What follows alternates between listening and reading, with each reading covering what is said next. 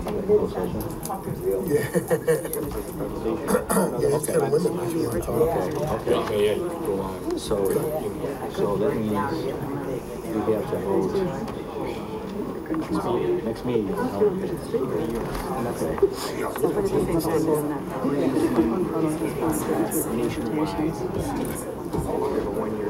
Okay, so we're okay on time. Looks like next meeting. Yeah. Decision. Right. You don't have to come up with a plan.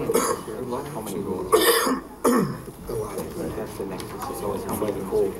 No, it's allergies. The day goes on, it sinks in my throat. I get it from Yep.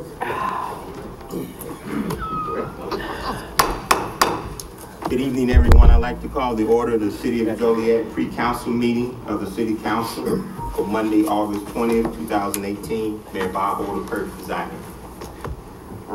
First is roll call. Mayor Odekirk. Here. Councilman Dickinson. Here. Councilwoman Gavin. Here. Councilman Girl. Here. Councilman Hug. Absent. Councilman Morris. Here. Councilman Mudrin. Here. Councilwoman Coleman. Absent. No, she's Sorry, here. she's here somewhere, She's right? here. Oh, I saw her. She's here somewhere.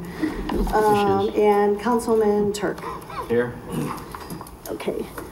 First on tonight's agenda, we have some presentations. We're going to start the first presentation with the Will County Center for Economic Development mid-year update.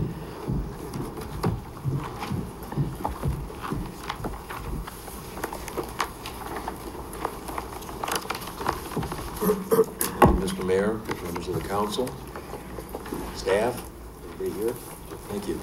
Appreciate the time this morning, or this afternoon. It's been a long day. This is my chance to provide you our mid-year report, and try and be brief, but there's a lot of information here, and if you want to stop me for any questions while I'm going through it, fine. So, as you know, the mission statement is pretty much what it always has been. Our primary focus is the recruitment of business and industry, but also to assist existing companies as they grow. Is that PowerPoint on, or is that just Is it flip? You mean? Probably gonna need to flip and the it. measurement, of course, is always new jobs and investment and income. We're successful, as you know. Will County and cities like Joliet benefit from new investment and new jobs. So how do we do this? We have a series of programs, business retention, recruitment, marketing and outreach. We host a number of conferences and summits and training seminars. I'll reference a few of those this evening. And we have a very active government affairs program. We spend a fair amount of time in Springfield and Washington, making sure that we get more than our fair share of support for infrastructure and other business activities. And we run the Will County Tax Abatement Program. A big part of what we do is provide guidance to companies that are looking for assistance. We're able to introduce them to state and local government officials.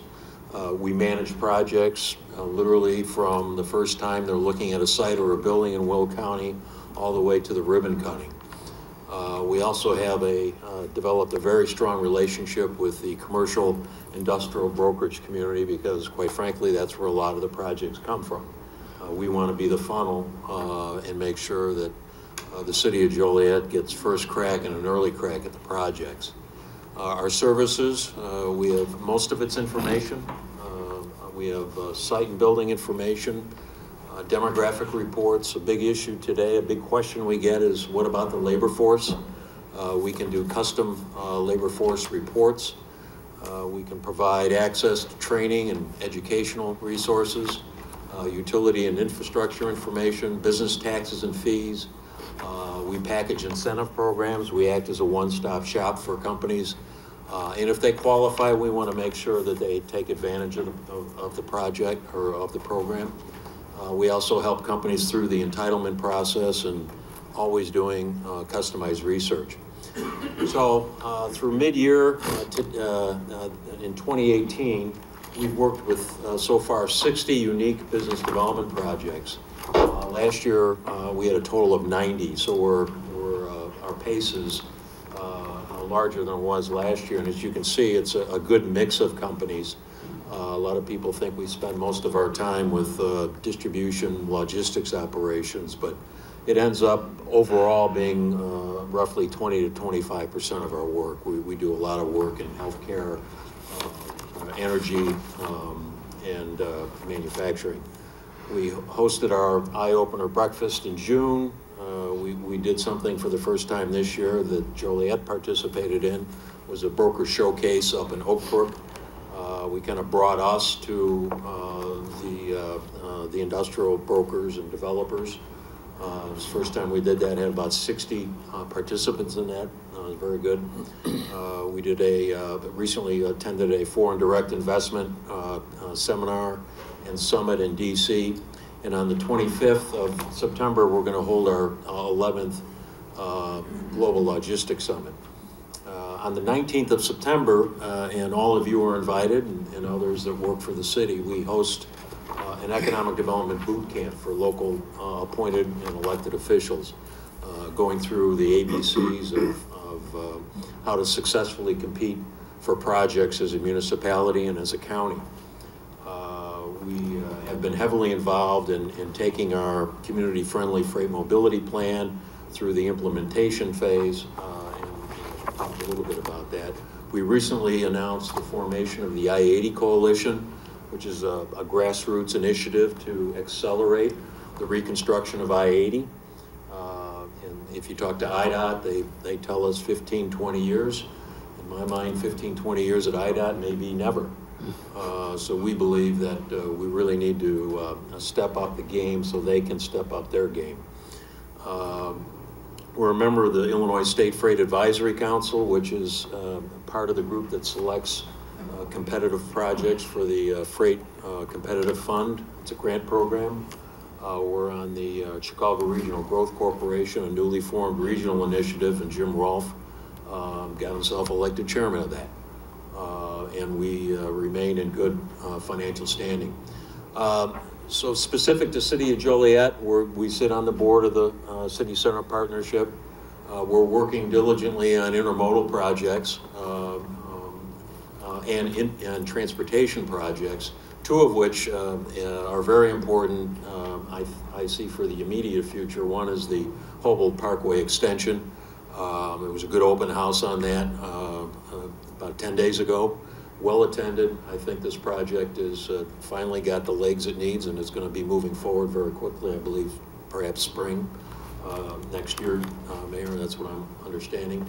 We also recently got a grant. Both the City of Joliet and Will County jointly applied for a grant to IDOT to give us some additional guidance on traffic and freight movement in and around the intermodals, and that project will allow us to hire a consultant to help us do a deeper dive on what's the capacity of our local roadways for new distribution development, what are the projects we need to do, and at some point in time, when do we say we can't do anything else until the infrastructure is in? I think it's going to be a very valuable study. We're working with the city on a number of longer-term projects, Rock Run Crossing, the West Side TIF district, the redevelopment of the Silver Cross campus on the east side, and of course the implementation of the downtown plan. Very quickly, economic conditions in Will County remain very strong. We're growing not like we did 10 years ago. We're growing somewhere between 2% and 3% a year. Our unemployment rate at the county is 4.5%. That's historically low compared to certainly the last 20 years. Household income remains very strong. The best news for us is the new job creation, over 8,000 over the last 12 months, which is the largest net increase in the state of Illinois for a county. And housing permits continue to bounce back, and we're happy to see that. Private job creation in Will County since 2001 has far and away been the best than any other county in the state of Illinois. 86,000 jobs. These are net jobs. DuPage 36, etc. Cook County lost 34,000 jobs. The state of Illinois lost almost 40,000 jobs over that same period. Again, private job creation starting in 2001 with 123,000 jobs. Today we're at 207,000, and we've added 32% increase in jobs since the recession ended in 2010, 2011. Major employers, well-known, most of them have been here for quite a while. Many of them are headquarters. This is very important for our economy moving forward. In terms of Joliet economic conditions, population 148,000, unemployment rate is 5.4%. That is back to pre-recession lows, and that's very positive for Joliet. Joliet, on average, generally has a higher unemployment rate than the rest of the county, but having a 5.4% really has collapsed that gap between the county and the city. We have 71,300 Joliet residents in the workforce, and in 2017 you issued 221 single-family permits, which is the most of any municipality in the county, and 18% of all new homes built last year. Here's a chart showing the historical unemployment rate. We got hammered in the recession, approaching 13% unemployment, but as you can see, we're now back to where we were just prior to the recession in 2006, and I see that continuing to go lower. New major Joliet developments in 2018. These are projects that were either occupied, completed, and in some cases, big leases were renewed. IKEA, Super Value, that was a tremendous save of the Centrella Foods building, which they'd gone bankrupt, and we found that there was a demand for that, and Super Value is doing very well there. Home Depot leased a third facility in the intermodal yards. These are all Joliet projects. You may not know the Illinois Trucking Association just moved their headquarters into the Cadence Logistics facility at 53 in Laraway. So we're beginning to see the transportation, distribution, logistics coming into the county, more than just distribution centers, but headquarters, service organizations, and maintenance facilities. This is the Mars Candy facility. It's got the largest indoor refrigerator in the state of Illinois. And if you walk in there any day, it really smells good. It's This is the IKEA facility on Laraway. This is a very special building. It's 1.2 million square feet. A third of the building is over 115 feet tall. It's all mechanized. It's run essentially by robots. That's the framework of the tall section you see in the right-hand picture. They also have one of the largest solar arrays in the state, probably in the Midwest. You can see the solar panels on the roof. IKEA has a corporate goal of having a zero emissions footprint for all of their operations. Oops. This is the FedEx terminal. This is when it was under construction. This is on a redevelopment site. This is part of the Caterpillar campus, where almost 2 million square feet of buildings were torn down. CenterPoint went in there. They've been redeveloping the site after cleaning it up. This is a very important terminal for FedEx in this part of the county. So very quickly on the freight mobility plan, things aren't changing. In fact, they're getting bigger as far as freight activity in the county. All of these ports are seaports except number 5, which is Will County. And that does make us the largest inland port in North America, 3.5 million containers through here in 2017. The numbers on the right show that there's continued increase. And everybody's kind of waiting with bated breath on the impacts of the tariffs on both exports and imports. In the short term, that's accelerated imports retailers want to make sure they get their products in here before prices start going up. So it's very healthy for the businesses that are serving that. In terms of our plan implementation, again, this is the plan that said 63% of all the freight traffic in Will County is just passing through every day.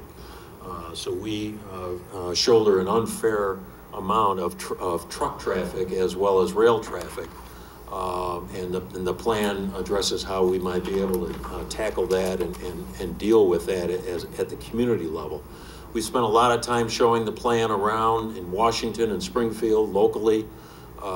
We've made tremendous progress working with the county on a common oversized overweight permitting program. They're using Oxcart, which is what the state is using. We're also working with the individual communities on designating preferred truck routes. It's a good thing because if two municipalities next to each other have truck routes that end in different locations and not conjoined, if you will, you can have some real problems. This is a good way for communities to start working together on literally directing where the truck should go. We're also launching a workforce initiative for the industry, and all of you know workforce today is a key factor in business growth. It's especially true in the logistics industry. So this is a program that will be funded and basically managed by the private employers. That's the best way to do this, and you'll be hearing more on this later. So the key infrastructure projects, the I-80 study is underway. It's $1 billion plus. Good news, we learned this funding session from IDOT. We got a $38 million grant to rebuild the Route 30 I-80 interchange. I-55 I-80 interchange reconstruction is planned but not funded. Plainfield got some money to improve their access to I-55. The whole I-55 reconstruction, no money for it. And the I-55 Weber Road is literally just under construction as we speak. The I-80 project, again, extends from Minooka to New Lenox, and all of the bridges, adding lanes, all of the interchanges, again, over $1 billion. This is the new Hobolt Road interchange when it's completed. It's a diverging diamond, which I understand is scary to drive on the first time, but after you get used to it, because you're literally driving on the wrong side of the street as you go over the overpass.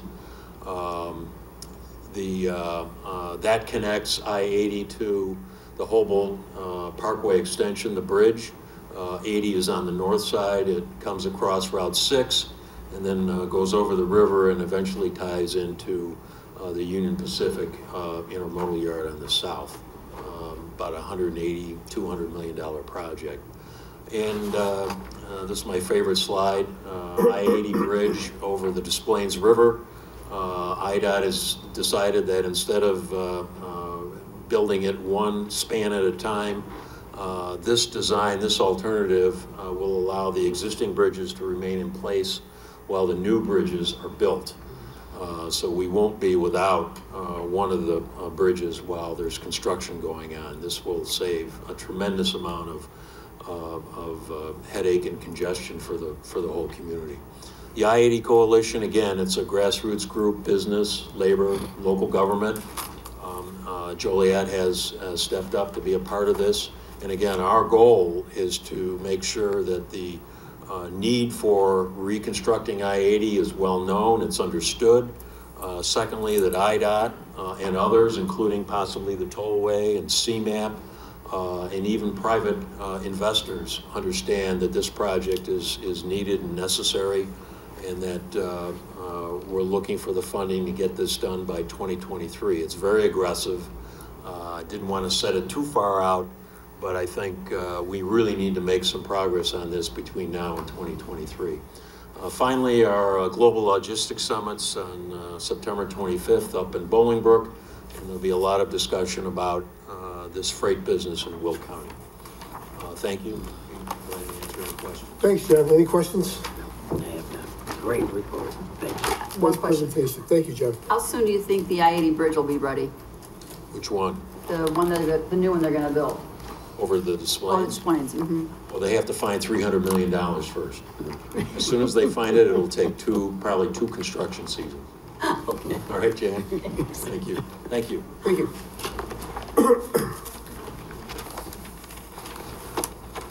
Next on the agenda is a presentation for small cell update from Greg Ruddy from Tonight, just, the agenda calls for the Riverwalk homes, redevelopment plans, timing issues. We're gonna do that next, David. Oh, okay, all right. Greg Ruddy.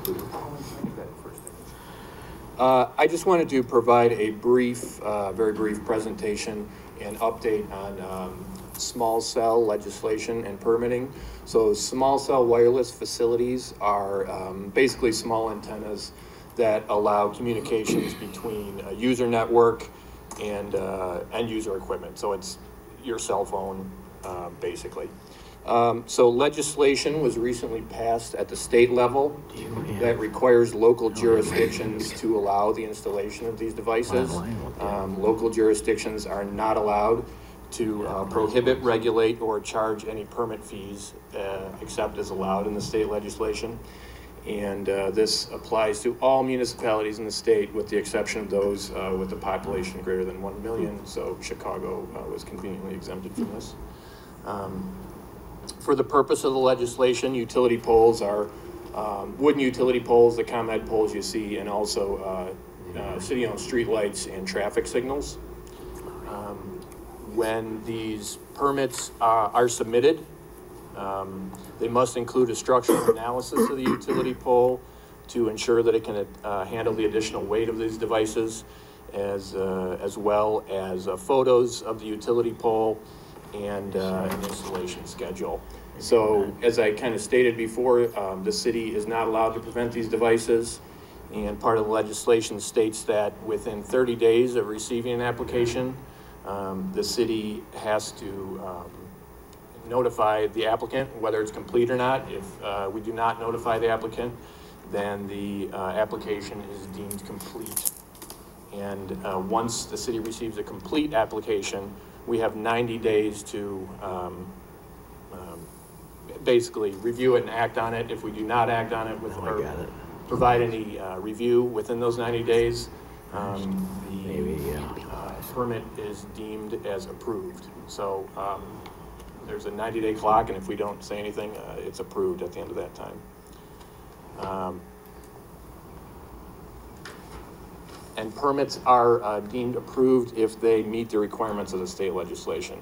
The legislation also allows for a variety of permit fees. I won't go through all of them, but the specific amounts are spelled out, the maximum amount that the city can require for permit fees. Also, the maximum height of these devices is 10 feet above the top of a utility pole, or 45 feet total.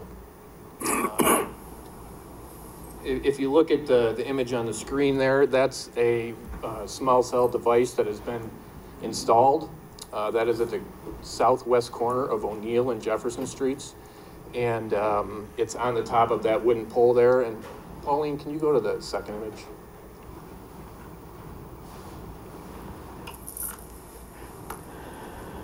This is a close-up of the device. It's basically off to the right there. And it extends 7 or 10 feet above the top of that utility pole. So staff is currently preparing an ordinance regarding permit fees and an application to be submitted when these devices are applied for. So that's what I wanted to provide and give you some information. If you see these things start popping up around town, that's what these devices are. The city is very limited on our ability to control or prevent how these devices are installed or where they are installed. So I can answer any questions if you have any at this time. Yes. One question. Go ahead. No, go ahead. How is that going to impact the larger common towers we see? No. So the theory behind these is instead of one giant tower, you have a lot of these little devices all over the place. So I don't know that those large towers will go away, but maybe you won't see as many of them as you used to. You'll start seeing these smaller devices all over town. So it will impact them at some point? Yeah, right. Okay, so eventually someday down the road, there won't be the need for large towers if these work successfully? I'm not sure of that. They may still have a purpose for them, but I don't think you'll see the amount of requests that we've seen in the past for these tall towers. Two other quick questions. If we're all but bound to approve them, right? Yes. What are we reviewing for 90 days? I think that's just written into the legislation. Rubber so- stamp? Yeah, Okay. basically. Last question. Why and how did Chicago get exempt? What's the purpose of it? Did I don't anybody know. explain that? No, I have no information on that other than. So if they're exempt from the entire statute, Yes. they can cut their own deal, basically. and they can say no. They're gonna charge money, Right. and more if than they we're gonna get. can't- And if they can't get the money they want, Mayor, they can say no to them, right? They can That's my reject them. understanding, Marty. I don't know. Yeah. Yes. Wow. All right, thank you. Okay. Just good luck stuff. Just, they're lucky like that.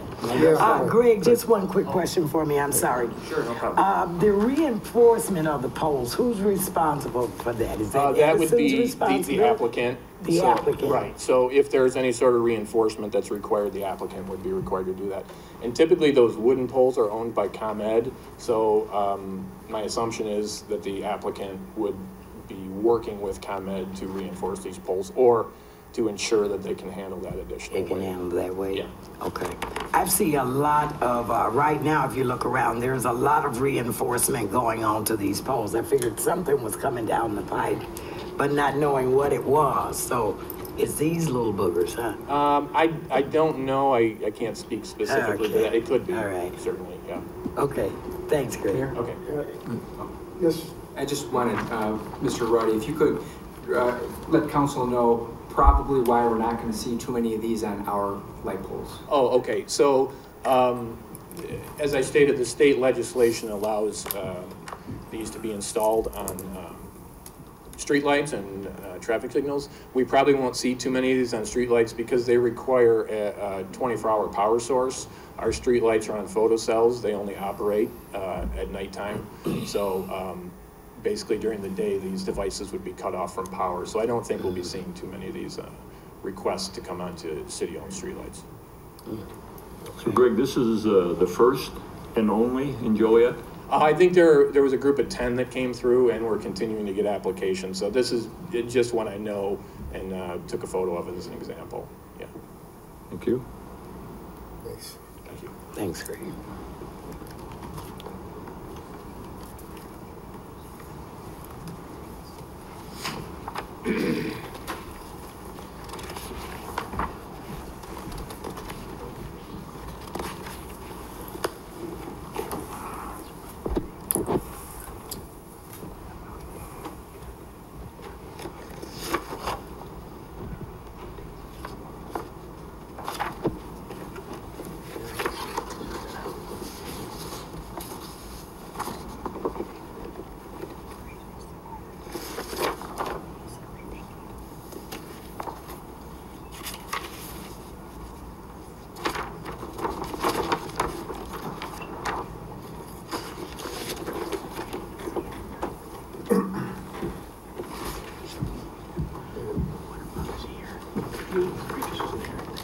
Okay, so the last presentation that we will have is for the Riverwalk Homes redevelopment plans and timing issues.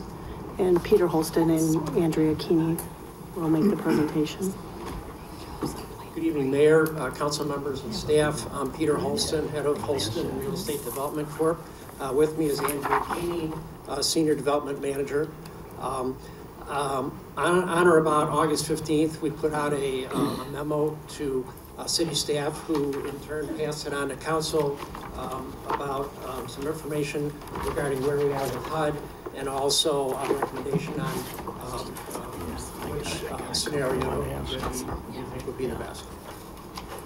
Sure. So, yes, I think everyone had the opportunity to take a look at the memo that we had put together. Got it.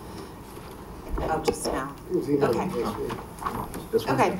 Oh, that one, yeah. So to walk through it a Oh, little yeah. bit, we were here on August 6th and also have been here prior to that, along with meeting individually with council members on site to go through 5 scenarios that we had put together.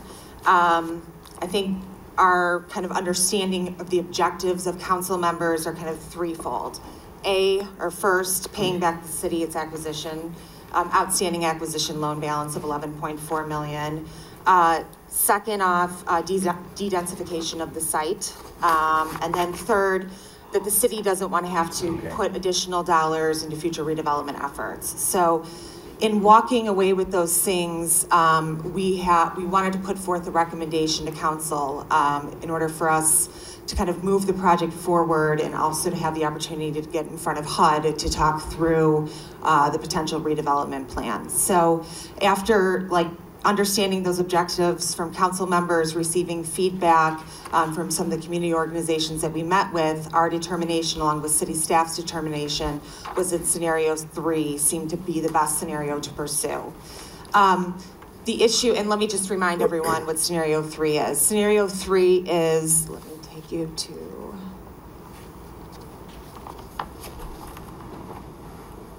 retaining buildings A, C, and D, along with the community center at E, a total of 177 units. This would be a mod rehab, not a complete gut rehab. Again, a mod rehab entails aesthetic improvements to the units, including new kitchens and baths, aesthetic improvements to the overall buildings, but not entirely new mechanicals and not taking everything down to the studs. So it's about a $75 per square foot construction cost. Financing for this, and we had gone through the financing previously, but typically most of it would be funded through low-income housing tax credits, a 9% transaction, which is a fairly competitive transaction. Along with that, there are some soft funds that we would have.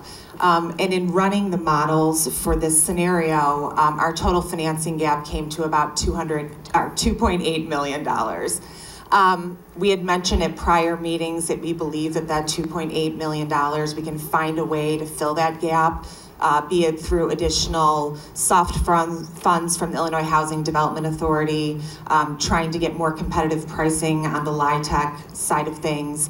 But we believe that this is the best route forward for the city. Again, it achieves the objectives of, number one, paying the city back its acquisition price. Assuming that we receive financing from IDA in 2021 and 2024, because again, this would be a 2-phase development, we'd be able to have the city paid back its outstanding acquisition balance of $11.4 million by 2024. It would de-densify the site from 356 units to 177 units, and the city also would not need to put in any additional dollars for redevelopment. So we had talked a little bit at our last meeting about where we stand with HUD, and Holston is in the process of submitting all the paperwork necessary to HUD to get this 1-year extension of the HAP contracts, and that's for the full 356 units. If we intend at some point to de-densify the site, we need to get HUD to react to that rather soon. The reason being is, in reviewing this again with outside counsel, the settlement agreement states that there's a 1-year extension. After that 1-year extension, we can have short-term extensions, but the cumulative amount of extensions has to be for 20 years. And so if we intend to demolish any of these buildings, we need to make them aware of that now, because we will not get financing for a couple of years. We can do short-term extensions for the next couple of years, but we need to tell them which buildings we intend to retain, because we will then, the following year in 2019, have a 20-year contract with HUD for those units that we intend to retain. We also need to get in front of HUD because of the community center. So the community center in the settlement agreement talks about the community center being relocated to 363 North Broadway. I think we've talked about this extensively. We believe that the community center, where it is currently at 350, I believe it's North Broadway as well, is in good shape. It's structurally sound. We feel like it's not a good use of resources to change the location of the community center from where it currently is to across the street. And it also then would require that we would either demolish or reduce the number of units in this building D that's along Broadway. And so we're looking now for feedback from council members. Ideally, there's a timeline that's in here. I think we had mentioned at our last meeting that we had planned to submit all of our paperwork to HUD today. HUD has asked us to make a couple of tweaks to the paperwork, so we'll be submitting that next week, but there are no issues with that. But we'd like to get in front of HUD, like I said, to show them a redevelopment plan, get their thoughts on the community center, and also get their thoughts on what units we will be demolishing and how we kind of extend or have those contracts for the units that we're demolishing, because we need to make them aware of the 20 years. So we had hoped to get in front of HUD the week of August 20th or August 27th. So later this week or the following week, we'll have to make, we'll have to get that coordinated with Dan Burke, who's the head of multifamily. But it would be, we'd appreciate if you guys could give us some feedback on these. And scenario 3 is the one that we believe Holston, along with city staff, believes is the best route forward. I have a question. Sure. You're saying that the city be paid back, I think, by 2024. Is that correct? Dependent on IDA financing. So we have to get a 9% tax credit allocation from IDA. It's a pretty competitive program, but I think that this project is competitive as well. But assuming we get in the queue probably next year or the year following, yes, I think we'll be able to pay down. Well, we will be paying down a portion of that through operations, operating the units. So every year, annually, there would be a payback. But then at financial closing, there would be paybacks as well. So you get financing from IDA, you pay the city, but the bill's still outstanding. It just gets transferred to the LLC at that point, right? The LLC, yes. Okay. So, in my opinion, that doesn't solve the problem. You're just moving the debt from one column to the other. Because I think the ultimate goal, I think the council, I don't know if we agree on much when it comes to this, but the ultimate goal is to clear the site one day where it's all gone. Okay. And you're not going to be able to do that as long as that debt is outstanding. You're just going to kick it to a future council somewhere down the road. Someone's going to have to be accountable for that money. It's not getting paid back. It's just being refinanced. Unless Holstein, are you going to take half of the debt, 49% of the debt? Yes. The partnership Okay. does. Yeah, right. The sources of funding from IDA would be the tax credit equity, and there'll also be some soft funds, probably some home money, and so the home money will, unless the home money is paid off, the home money will stay as debt on the property. The tax credit equity is contributed by an investor to get the tax credits. That thing is a 15-year hold. After that period of time, the investor is not owed anything. So if roughly 40% of the total project cost comes in the form of tax credit equity investor, that's in the project, but that does not have to be paid back. That's actual equity. So really, what has to be paid back is the remaining debt of soft debt. Now, you would run the numbers. Do you remember roughly how much the soft debt was from IDA? I think it was $2 million from IDA. So I mean, basically, yeah. So I mean, basically, we're using the tax credit equity to pay down a lot of this debt, and that does not have to be paid back because that comes into equity, basically funded by tax credits. Is there a timetable on how long that debt has to be carried? Go ahead. Well, I mean, the affordability restrictions that come with that. I mean, there's yeah, the soft debt will trigger affordability restrictions for as long as we take it out. Normally it's taken out 30 years, sometimes 35 or 40. How many years? But we have to pro forma this with IDA that through normal operations of the project, that soft debt does get fully amortized. That's what they're going to be looking for. Right. Question there? Yes. Okay. So you explained tonight, and I'm still trying to get this thought process.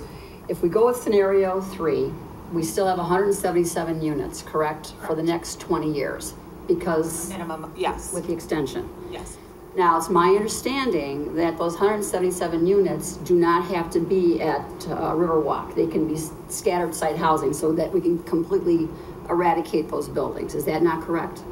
Yes, the settlement agreement says that the buildings can be demolished for a public purpose, correct? Okay. So having said that, then I heard what you said. If we had a plan on demolishing those buildings for the next 7 years, here's our plan, that we would not be tied into 20 years. Is that what you said? No, so for the 177 units, the units that we're gonna retain, it would be a 20-year commitment Right. with HUD.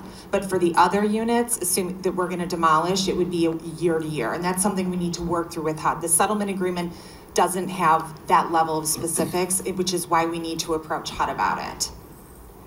Okay, that's not how I understood you say that. I thought if we had the plan now with a time frame, say 5 to 7 years, to get rid of all of these units and say what we're gonna do, then we would not be tied into the 20 years because we're already submitting the plan. It would be a 5 to 7 year plan. I believe the least amount of units that you will be required to have is 115 for a 20-year period, right? Correct. Correct. Yeah, so, no, but I understand your question. The issue is that that level of detail is not specified in the settlement agreement, which is why we need to get, right, which is why we need to get in front of HUD. Basically what the settlement agreement reads is it was a 2-year. So from the date of acquisition, there was a 1-year HAP contract, which we've already entered into, that started October 2nd of 2017. Come October 2nd of 2018, we can have a 1-year extension to that, which we're in the process of. But after that, and there's kind of some conflicting language, I believe, in the settlement agreement, but outside counsel, and Marty could speak to that better, we need to get feedback from HUD on how many units we intend to retain, and if they will do short-term extensions on the 179 units that we intend under this scenario to demolish. And that's why we need to get in front of them. So it would be a 1 year. But if we got in front of them and gave them the whole plan now, what our plan is, little by little by little, you still need the extensions if we make that settlement now, if that's our plan? Well, if this is our plan, we need to have our financing in place before we can demolish any of the units. We're gonna wanna continue running it as is until we have the redevelopment financing so that the city can be paid back. To us, it doesn't make sense. It doesn't seem to make sense or to kind of meet the objectives of the city to get its outstanding acquisition loan balance repaid if we start demolishing buildings prior to redevelopment financing being in place. Because every year we're operating it as is, the units as is, prior to redevelopment financing being in place, the city's being paid down because there's revenue generated from the rents. I have a couple more questions, Mayor, and then I'll relinquish. Sure. As far as your budget for the Riverwalk homes, I have some issues here with the costs of things. Sure. Let's go to, let's see, bank charges. What are the bank charges? I'm sorry, are you looking at the specific pro forma? Yes, let's go to page 2. I don't have. You don't have this? Yeah, I don't have all the pro formas in front of me, but you can ask me what It says $1,000 per month for bank charges. That's on the operating budget? It just says the budget for Riverwalk homes. The 2018 budget doesn't specify. Can I see that? Sure. Sorry. Oh, this is Catherine's budget. Okay. Can you do it on the microphone, please? Yeah. Sure. We can look at those and get you answers. I can't tell you offhand, but $1,000 a month for bank charges, you think that's excessive? I want to know what they're for. What kind of bank charges? Bounce checks? What? No, you get paid that's from what the government on time? That's what the bank charges the development for the ability to have checking accounts with the bank. And is Ken Mahalchik here? Because I'm sorry, I thought you were talking about capital budgets and operating budgets. That's let's go to operating. There's some operating on here. The common area cleaning. $227,580 for the year, which comes to about $18,965 a month. That seems awfully excessive. That's an outside vendor, and that was approved by City Council. When? Months ago. Did we know, is that going to cost us that much? Yes. Yeah, we did. We went out for bid, and we have a number of different companies respond to that, and that's the one that and that was the lowest bid? That was the one that we recommended, and the council approved it. We cannot enter into any contracts that size without council approval. Well, because I'd like to see that, because I don't remember seeing this amount of money for cleaning purposes. Okay, we can get that for the council. And there's some other things. salaries are 85,000, security's 200,000. Why do you need so many people to run the, like, for example, aren't there some issues, like management and director of operations, couldn't you combine those? And like you have building administrator, tenant accounts, compliance administrator, legal, recertification, administration receptionist, financial account, facility management, couldn't you combine those? I mean, it seems like payroll is excessive. Okay, we can certainly give you comparisons on that. This is an enormous site. There's 356 subsidized units. There's an enormous amount of paperwork that has to go back to HUD every year. I mean, this is what it takes to run something like this. We have sites that are bigger and have more staff. I mean, we have a 654 unit site in near Chinatown, Chicago, and that has more staff. Mayor. Yes. Am I understanding correctly that any plan that includes us getting a portion of our investment cost, the 11 or 12 million, whatever it is, would require a 20-year renewal? Every single one of those? Yeah, so in order to pay the 11 million back, is it going to require a 20-year renewal? Right. Yes, I believe. I mean, in one way, shape, or form. I mean, if you're going to demolish everything, I don't know.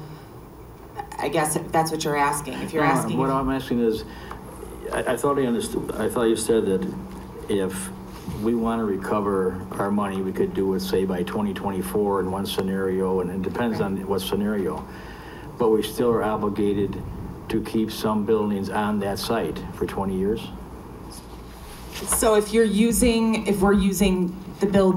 existing buildings to pay back the city, which is what we would be intending to do, then yes. After the way the settlement agreement reads is that after this 1 year, there was a 1 year contract. After the 1 year extension, then there's a 20-year commitment for the units that we intend to retain. However, the settlement agreement didn't contemplate that financing is not that readily available, so that low-income housing tax credit program is a program that typically takes about 3 years in order for you to get an allocation of credits. So there's the issue with the settlement agreement is we need to speak with HUD to see if they'll allow us to be looking for redevelopment financing and still have short-term contracts that then eventually we have the ability to demolish some of those units. And when will we know that? After our meeting with HUD. But in order to get in front of HUD, we need to have something to present to them.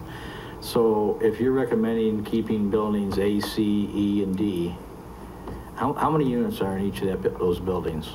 It's a combination of 177. I think there's 47 in building D, and then C and A are the balance of those, probably equally divided.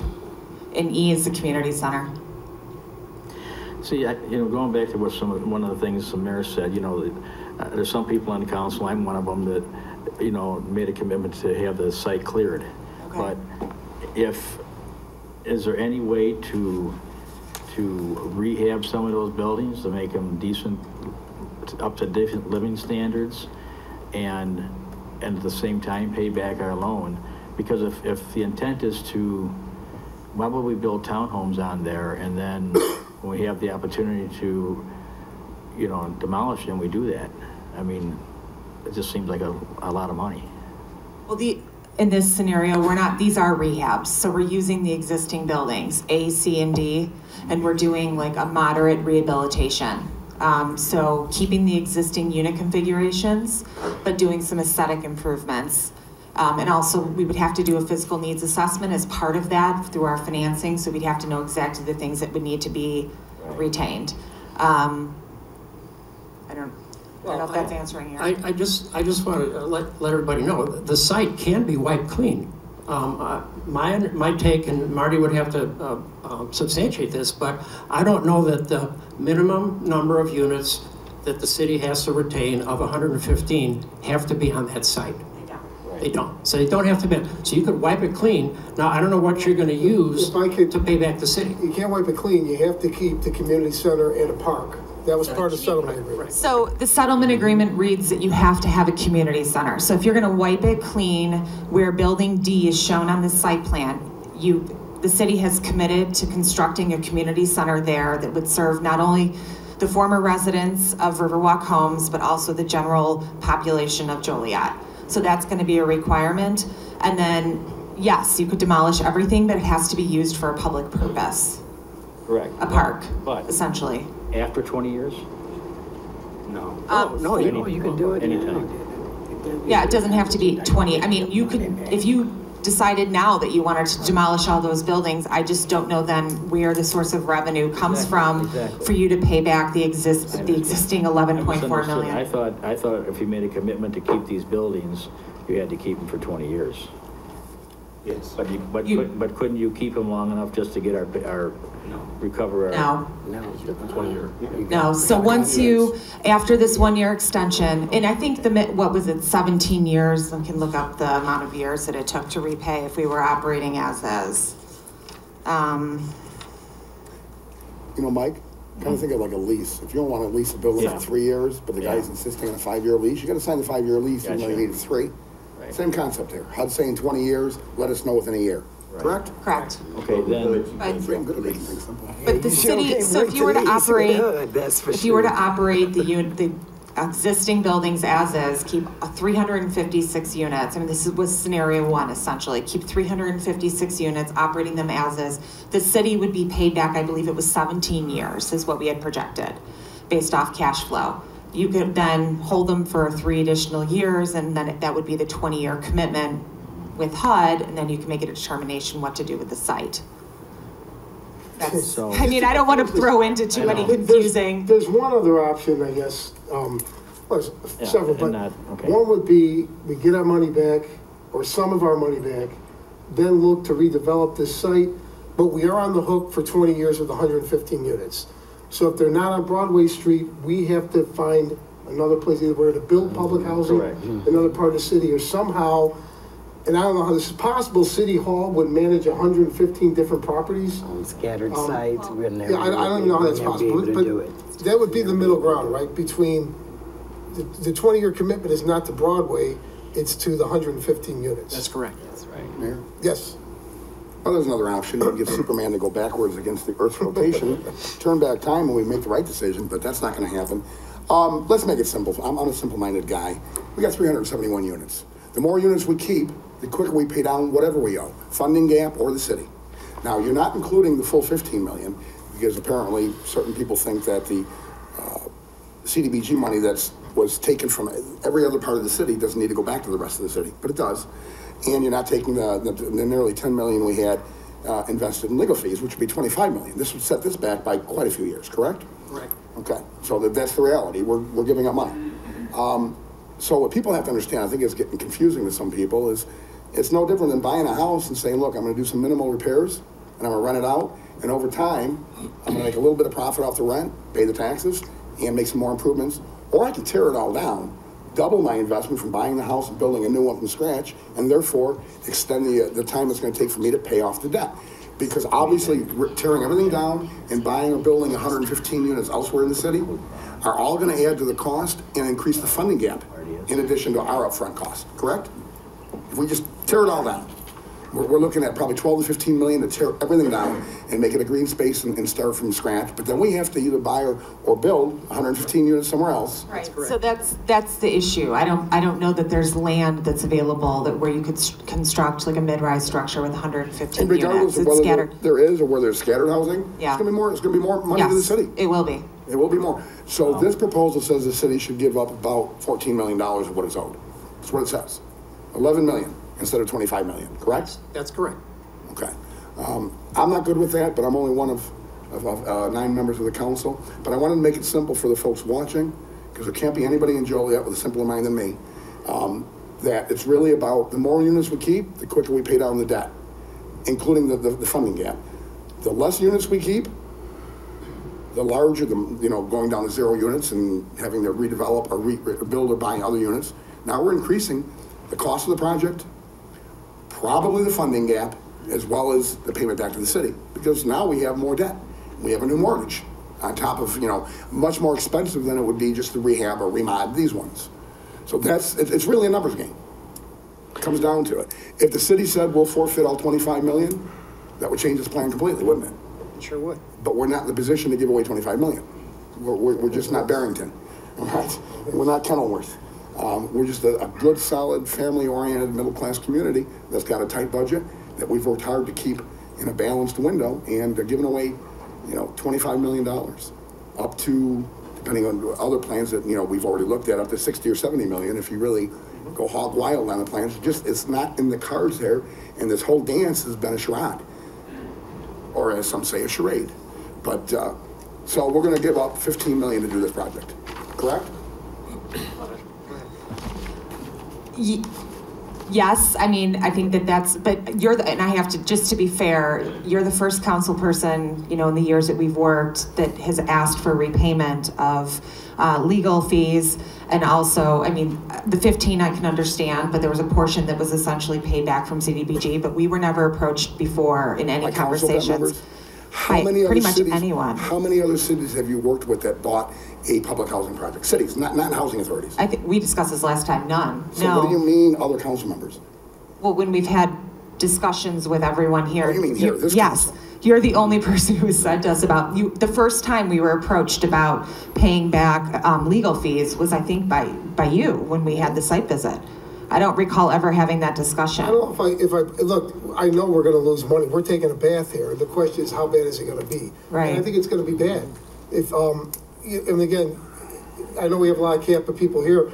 I just wanna make it clear, when I hear comments about how the city promised us or we were told, right. you were never told by me, and I sat with Bob Knocktree and Mr. Cawley and Mr. Kell, I sat in your kitchens 6 years ago and told you that what you're being told was garbage. It was never going to come true, that this was a road to nowhere.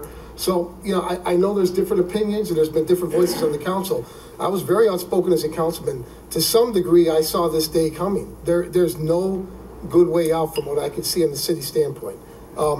It's my opinion, and like Larry said, there's 8 other opinions, but I don't see how we're ever going to get our money back for the legal fees. If there's a way to do it, I'd love to do it. I don't think it's possible. Mayor, I wasn't finished. Could I Sure, ask yes. one more question? So eventually this council is going to vote on a scenario, which we haven't done yet, okay?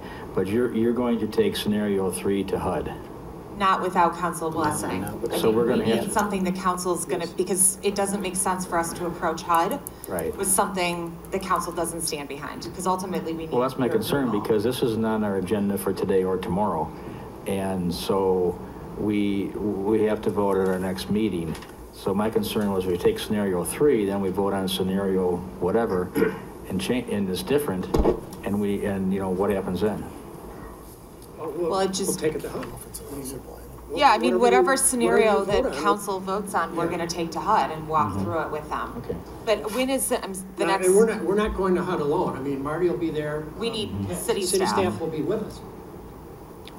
Marty, is this an actionable item, or are you looking for a direction from the So council? here's, you know, I called our attorney again and through a number of different conversations, and there's actually two events. The first one is the renewal with HUD of the 365. 356, and we're working on that Whatever now.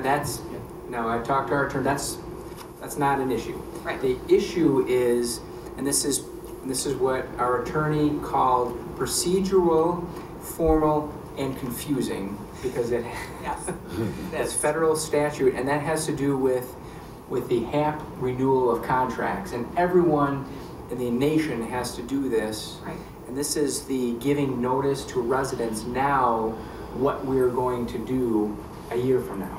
So that is the actual, that's the plan, you know. The plan is, you know, what you really need to determine within the next meeting probably is how many units you're going to have, so we can follow the federal guidelines or requirements with how many units you're going to have. Right, and how many units we're gonna demolish, because we have to make those residents aware of our intent to demolish. Even though it would not happen within that year, it will happen closer to financial closing, but we have to make them aware. Correct. And if I can add, that's where the number 179 comes from? Right, so of the 356 is existing unit count. We would, in scenario 3, retain 177, so the balance is 179 units. Yes. So Marty, you wrote the letter after our last meeting to the lawyers out in Boston. Yes. Asking that specific question so we could have it in writing, that we could hold them to it, and we don't really have that answer. Based on what week, when does the year start? When is now? When do we have to give them notice? October 2nd? October 2nd is the 1-year date of our HAB contract renewal. Okay, so you feel strong that we can tell them now that we're going to bring back 115? If we say that. If you say that, yes. And we have to say that now, or 177, or 319, or pick any of the scenarios. But if we go past that date, we have 356 for 20 years. Yeah, I mean, we need to get, yes. Okay. Yes. Can I keep going then? Yeah. HAP contracts versus vouchers. Could you help me with that definition? Or is there a difference? Same pot of money from HUD, but spent different ways. HAP contract normally refers to what used to be called project-based Section 8, which means the rent subsidy stays with the building and the apartment. Vouchers, same type of money, stays with the resident. So in any of your scenarios, it may take, with luck, a couple years to get some financing. Correct. So if we told HUD we're going to have 115 HAP contracts, we potentially could still use, we would get rid of potentially the 2 buildings that are framed, that are in poor shape, but we could keep as many of the other buildings as we deemed necessary and offer a voucher to these individuals if they chose to stay there? The buildings that would no longer remain after the 115 or whatever, HUD is prepared to give them vouchers. And could they redeem their vouchers with the city of Joliet as being their landlord with no more than a 1-year guarantee at a time? The vouchers, I believe, are 1 year at a time. I believe that's how they work. They have to recertify. And potentially we can collect rent for a year or two to help us offset some debt until we decide to tear those buildings down year by year and move into a mod rehab as necessary, as units have to be done. You're right in theory. I think in this case the same result is going to be achieved by HUD allowing more than a 1-year extension on those units that will not be part of the 20 years. So whatever units we intend to retain, those would then have the 20-year contract with HUD, the HAB contract. The other units, our request to HUD as part of our meeting would be the other units that we intend to demolish at some point. Those would be on a year-to-year contract and could be demolished within that period. Yes. Right. Okay. Yeah, I think he had mentioned something about a physical needs study. I'm assuming that's been partially done already when you first came in? Yeah. And then that's your mod rehab then is it on a needs versus a wants basis? Do the units, most of them, need to be major changes made to them? I think all of them could use a facelift just to make them look more aesthetically pleasing, have updated kitchens and baths. It's typically what we do in affordable housing. In terms of the physical needs assessment, I'm not on the operations side, but our operations side did walk every single one of the units, all the major corridors, walk around the exteriors of the buildings. And as part of that walkthrough, they came up with the capital needs list that we had sent to council. We have not had an outside third party do a P&A. Those are like engineers that come in and examine the mechanical systems and things of that sort. But we have done a pretty thorough analysis to date. And I know our hands have been tied, but we probably don't have any repair records from the previous owners on what has been done. They were less than cooperative. Okay. I think that's all for right now. John? Yeah. So looking at scenario 3, that's probably, I guess what I was kind of looking at throughout this whole deal was, you know, where can we de-densify the site as the maximum amount as we can without the city putting in any additional money and getting back our 11.4 million. And scenario 3 obviously does that. But I know there was, our last meeting, Mayor, there was a gentleman here who had a presentation, another option, and they were supposed to get together, I don't know, with you or with our staff or how that. They are here tonight, John. They met with staff earlier, David, Ken. How did that, I know his thing was getting it down to 115 units, and he was throwing around some numbers. We would get our money back, but I don't know if anybody chewed up those numbers. So, Mayor, I don't know if our staff. Yep. Yeah, let's, Ken, would you mind coming up and just briefly comment on your meetings and what you've been looking at and what is yet still to be discussed further with Holston and some answers they had? Thank you, David. Mayor, Council, this morning I met with Damon Zunich and Phil Soto, the two gentlemen who proposed the plan. Obviously, we spent about an hour this morning. It was myself, Chris Regis, Kendall, and David met with them.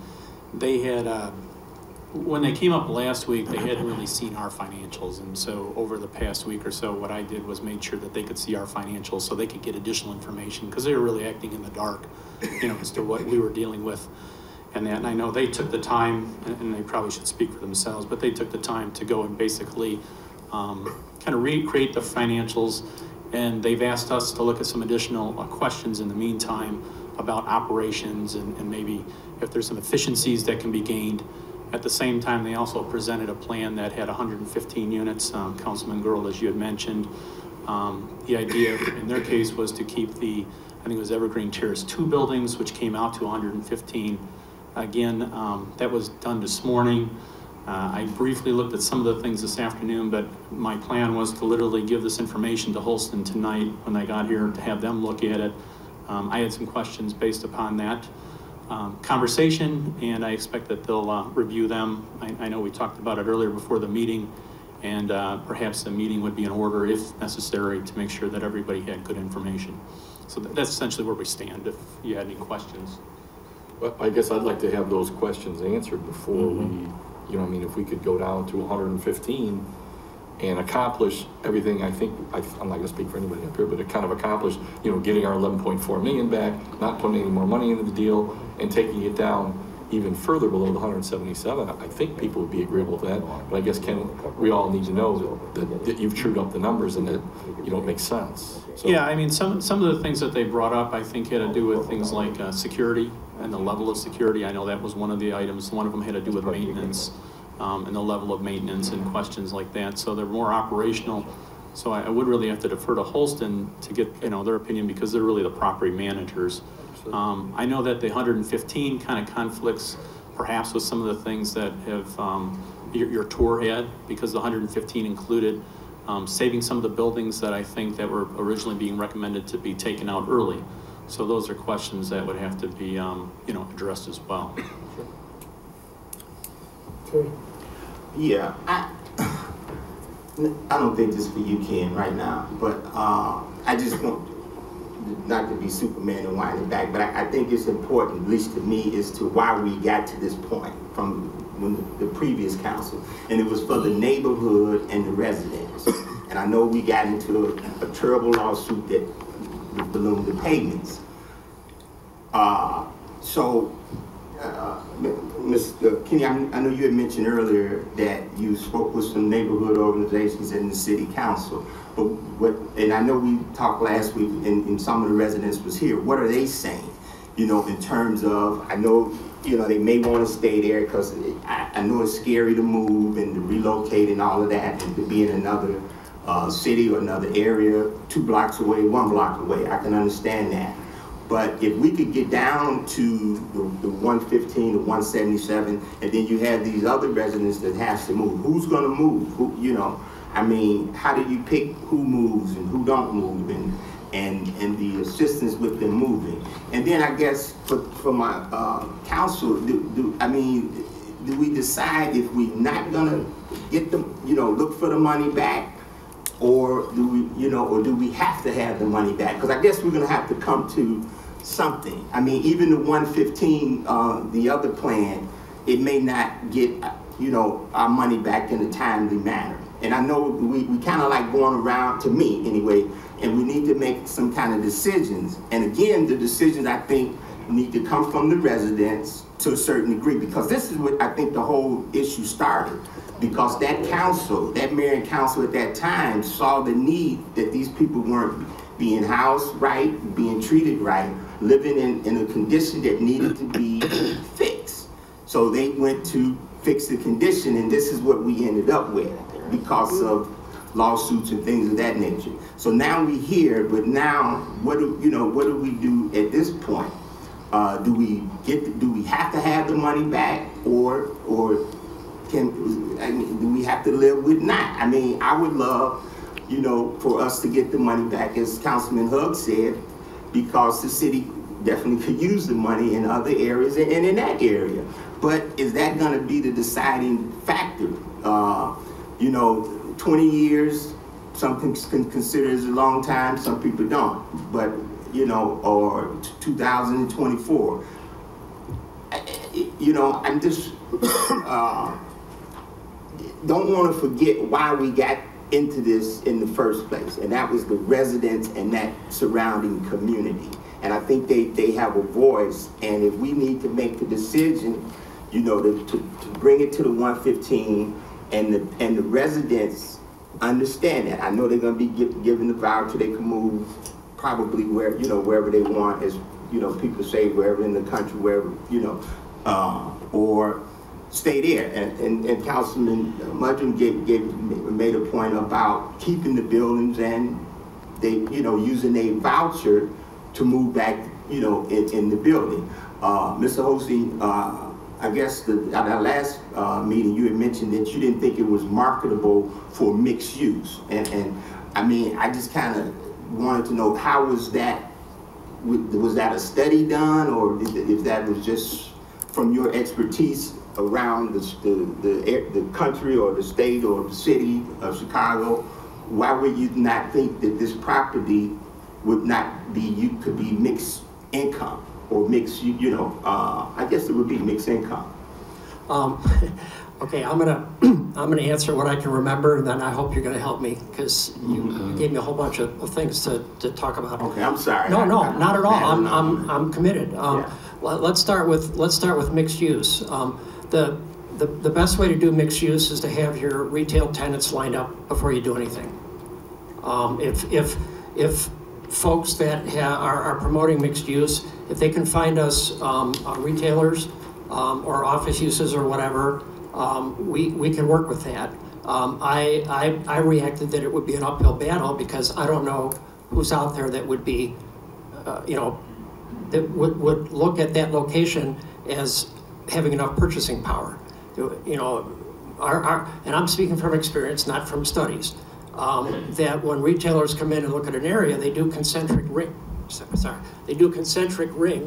on purchasing power, and they look at that to see, you know, what incomes are out there to be able to come and buy what they're offering. And so the way that we work with that is we charge low rents to get retailers to come into an area where there's not a huge amount of purchasing power.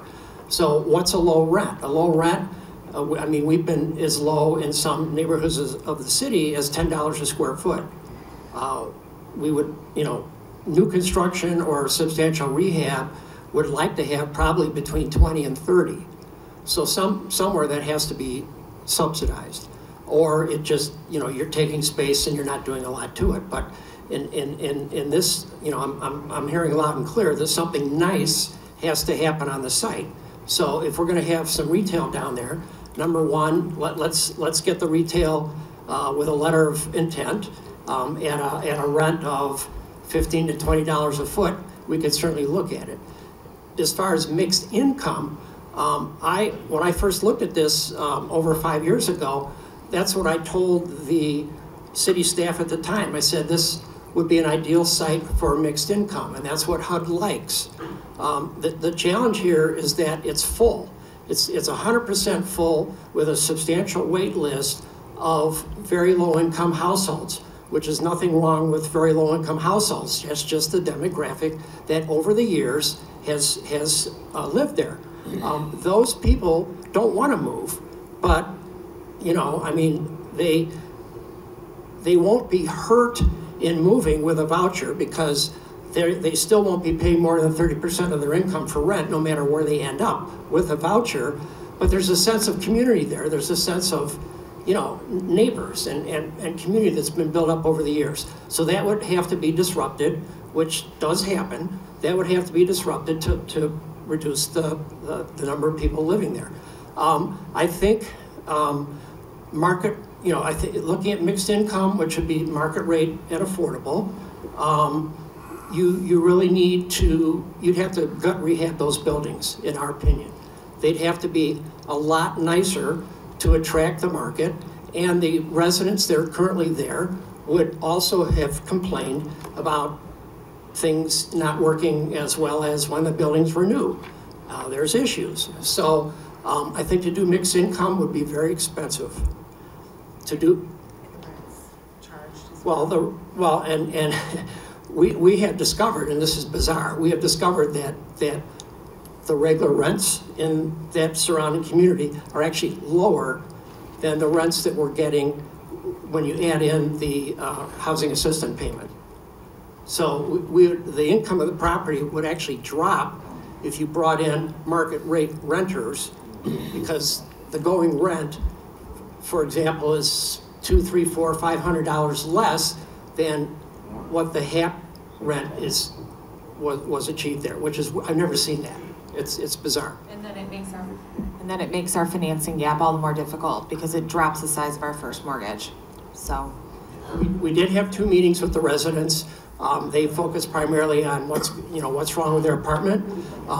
Like Andrea said, when we took over last fall, we did 100% inspection. We created about 800 work orders. We are working those down. We're down to probably about 300 now. But there was a tremendous amount of deferred maintenance there, and there's still some as we work down on the work orders. So that's the condition of the properties. They're not dangerous, but they're heavily worn. Yeah, my only other thing, Mayor, it was this green space. I mean, this is, to me, seemed like prime real estate in the city of Joliet. And we just go, and again, I don't have anything against parks and green space, but I just think that, I mean, as we spoke last week about tearing the 2 buildings down close, well, not, I say last week, last meeting, it's just kind of been mind-boggling to me that there's no other development for even the space between the 2 buildings on the east side of Broadway. I mean, it's, you know, what, right? It's just, I can't gather that. It's a predominantly residential area. Your business district is across the river. We understand, and I'm no expert, we understand there's still vacancies in the business district. So how do you bring retail into a predominantly residential area when you still got vacancies across the river? I would imagine by price, by giving them some incentive on the rent. The lower you do the rent, then the harder it is to do a new development. Yeah, and I guess if the numbers don't work, it is what it is. But again, thank you, Ms. Holstein. But again, Mayor, back to the council, to me, this is why we're here. I mean, because of the residents and their living conditions at the time that council, mayor and council decided to do, what they do. And I think they should have, did what they did. And it's just that things kind of, got off the track and we here at this point. But, the decision about, the city being paid back the funds, and early on I was like, why not if we can? But if it seems like it's going to be a situation where the community, the residents are not getting what they deserve, then to me it's a good investment. It's a very costly investment, but it wasn't on my personal doing. But again, I don't look at it as we just throwing money away, because I think that we helped 300 and some odd families over, and I know they're not the same, probably not the same 300 families that was there when this all started. But that's the, Mr. Mayor, that's my take on it. I think we need to, Fair. understand what we're gonna do. If I could just follow up, Go ahead, you go ahead. Councilman Morris is 100% correct. I was on the council when this whole thing started, and that was exactly the intent. The intent was to provide decent housing and decent atmosphere for the whole neighborhoods around there. I mean, the conditions were deplorable. People don't live in Evergreen Terrace because they choose to. They choose to live there because they have to. And the conditions were deplorable, terrible. And as a result, the surrounding areas had concerns. I too want to get some of the, it'd be great to get some of the money back that we spent. But, say if we had, nobody knew at the time, but we started this procedure, it was going to last 10 years and it was going to be as costly as it did. But the fact is it did, like the councilman said. And it's been estimated we spent $40 million over the last 10 years in legal fees. So that's $4 million a year that we had going out of our budget, with nothing coming in off the Evergreen Terrace in our reserves or our money. So, and we survived without raising all kinds of taxes and everything else. So I agree with Councilman Morris. I think it was an investment. If it's going to provide a better way of living for people and a better way for living in the area, I think it's an investment. As he said, it was a costly investment, but it's an investment that we had to do. And that's why I made the decision, never thinking it was going to take this long, but I still stick by it. Mayor? Yes. Jan? I'm not going to reiterate everything, but I was on the council and we did this, and everything that Mike has said was absolutely true. The conditions were deplorable, and like he said, we didn't know it was going to take that long. And I agree with what Terry Morris said. It's an investment, like he said, it's a costly investment. We invest in a lot of things, a lot of them are costly, but this is about people's quality of life, as I always said. And a second part of that note, the council did not vote on $227.579. We voted on that's your budget, not our budget. We voted for the lowest bid, which was $179,904. Just to correct you. Okay? Thank you. The bottom line is the council's got to figure out in a very short amount of time what to do with this problem. However, reinventing history is never acceptable. I would like to ask this entire council to agree with me to not just release the minutes that we recently voted on with the Evergreen Terrace situation. Going back to the beginning, I want the tapes released. Because some of the things that were set up here are not true. I've got an email from a former sitting council member who used to work for the city, who was, and I still have the email, it was forwarded to me, I think it was 2009, 2010, in which he bragged about and was all excited about turning it into a green space at a marina. We sat there with the former city manager and city attorney downstairs when we used to meet downstairs, where they talked to, remember this, hearing this phrase all the time, mark the market, mark the market. We all picture the same guy. Yep. And we don't care where they go, all we gotta do is give them vouchers. There was no intention that I can read in the record or that I can listen to on the tapes to worry about these folks that live there. This was about clearing the buildings and turning it into a parkway and a marina. It was going to be a grand parkway all the way from downtown Joliet all the way to the Lockport border. What did we get? Two blocks of that so far? And we can't even get people to go there. No, this wasn't. That's disingenuous. This was done for all the wrong reasons. And I want to, please, I'm still talking, I want to release the tapes. Anybody object to that? Well, I don't, the Inspector General went through all the tapes. And again, I know some people out here, I've urged to read that report. They've done it. You'll see as far back as when John Messer was the city manager, he told the council in executive session that the city's going to end up running Evergreen Terrace. So I agree with Councilman Hogg. I don't disagree necessarily with everything Councilman Coleman or Turker said. I understand the original intent. We've had these arguments. I was a policeman. I know how bad those buildings were. I fought people in those buildings. I arrested people. I got it. It was a mess, and I don't blame the council in 2005 for taking the steps. Certainly, we were flush with money. No one anticipated the legal problems we were going to have. So to criticize you would be wrong.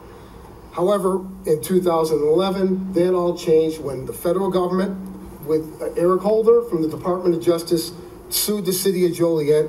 It became apparent to some of us that your original intent was never going to be met, and we had to pull out of it. And it was very frustrating. Councilman Hug talked about disingenuousness or lies. He's absolutely correct. I had a former city manager tell me in private that I was absolutely right. This is going to bankrupt the city. We need to find a way out of it. And then a week later, attacked me at a meeting for suggesting or for undermining our legal position. So I was very outspoken. I was told by members of the media, some are here, that my position in Evergreen Terrace were going to cost me when I ran for mayor. I never pulled punches about what I saw coming here. And I agree with Councilman Hug. I don't want to attack anybody, but we are going to clear the record. And I'm not going to take heat for the decisions that were made here. We need to find a way out of it, and I agree, and I think we agree on that. But certainly, let's be clear with the record on this. There were some of us that were urging not to go down this road. And to suggest that we're going to walk away, right now we're $25 million into this, and that we're going to go further in debt and walk away and not recover the money, you might as well tell staff who's going to get laid off, because layoffs are coming, and tell what taxes you're going to raise. And Councilman Turk, we did raise taxes 7 years ago. I voted against it. We did raise sales tax in this city, partially to pay for the legal fees. Yeah, but they came out in the process. The legal fees were hidden from this council. That's all documented. There was a settlement offer that was never communicated to the council. That's all documented. So there are a litany of things that have gone wrong to get us in this position. And again, I'm not attacking anybody, but that needs to be made clear. People need to understand that. But that was a small increase in real estate taxes, and that's not the only thing that led to an increase in in real estate taxes. It was Evergreen Terrace. It was sales tax that we raised. Or sales tax, right. But I appreciate Councilman Morris recognizing the fact that why it was done, and that was certainly my intention, and it wasn't, I don't know, there wasn't an intention to, do anything different than improve the quality of life in the neighborhoods around it and Evergreen Terrace. And,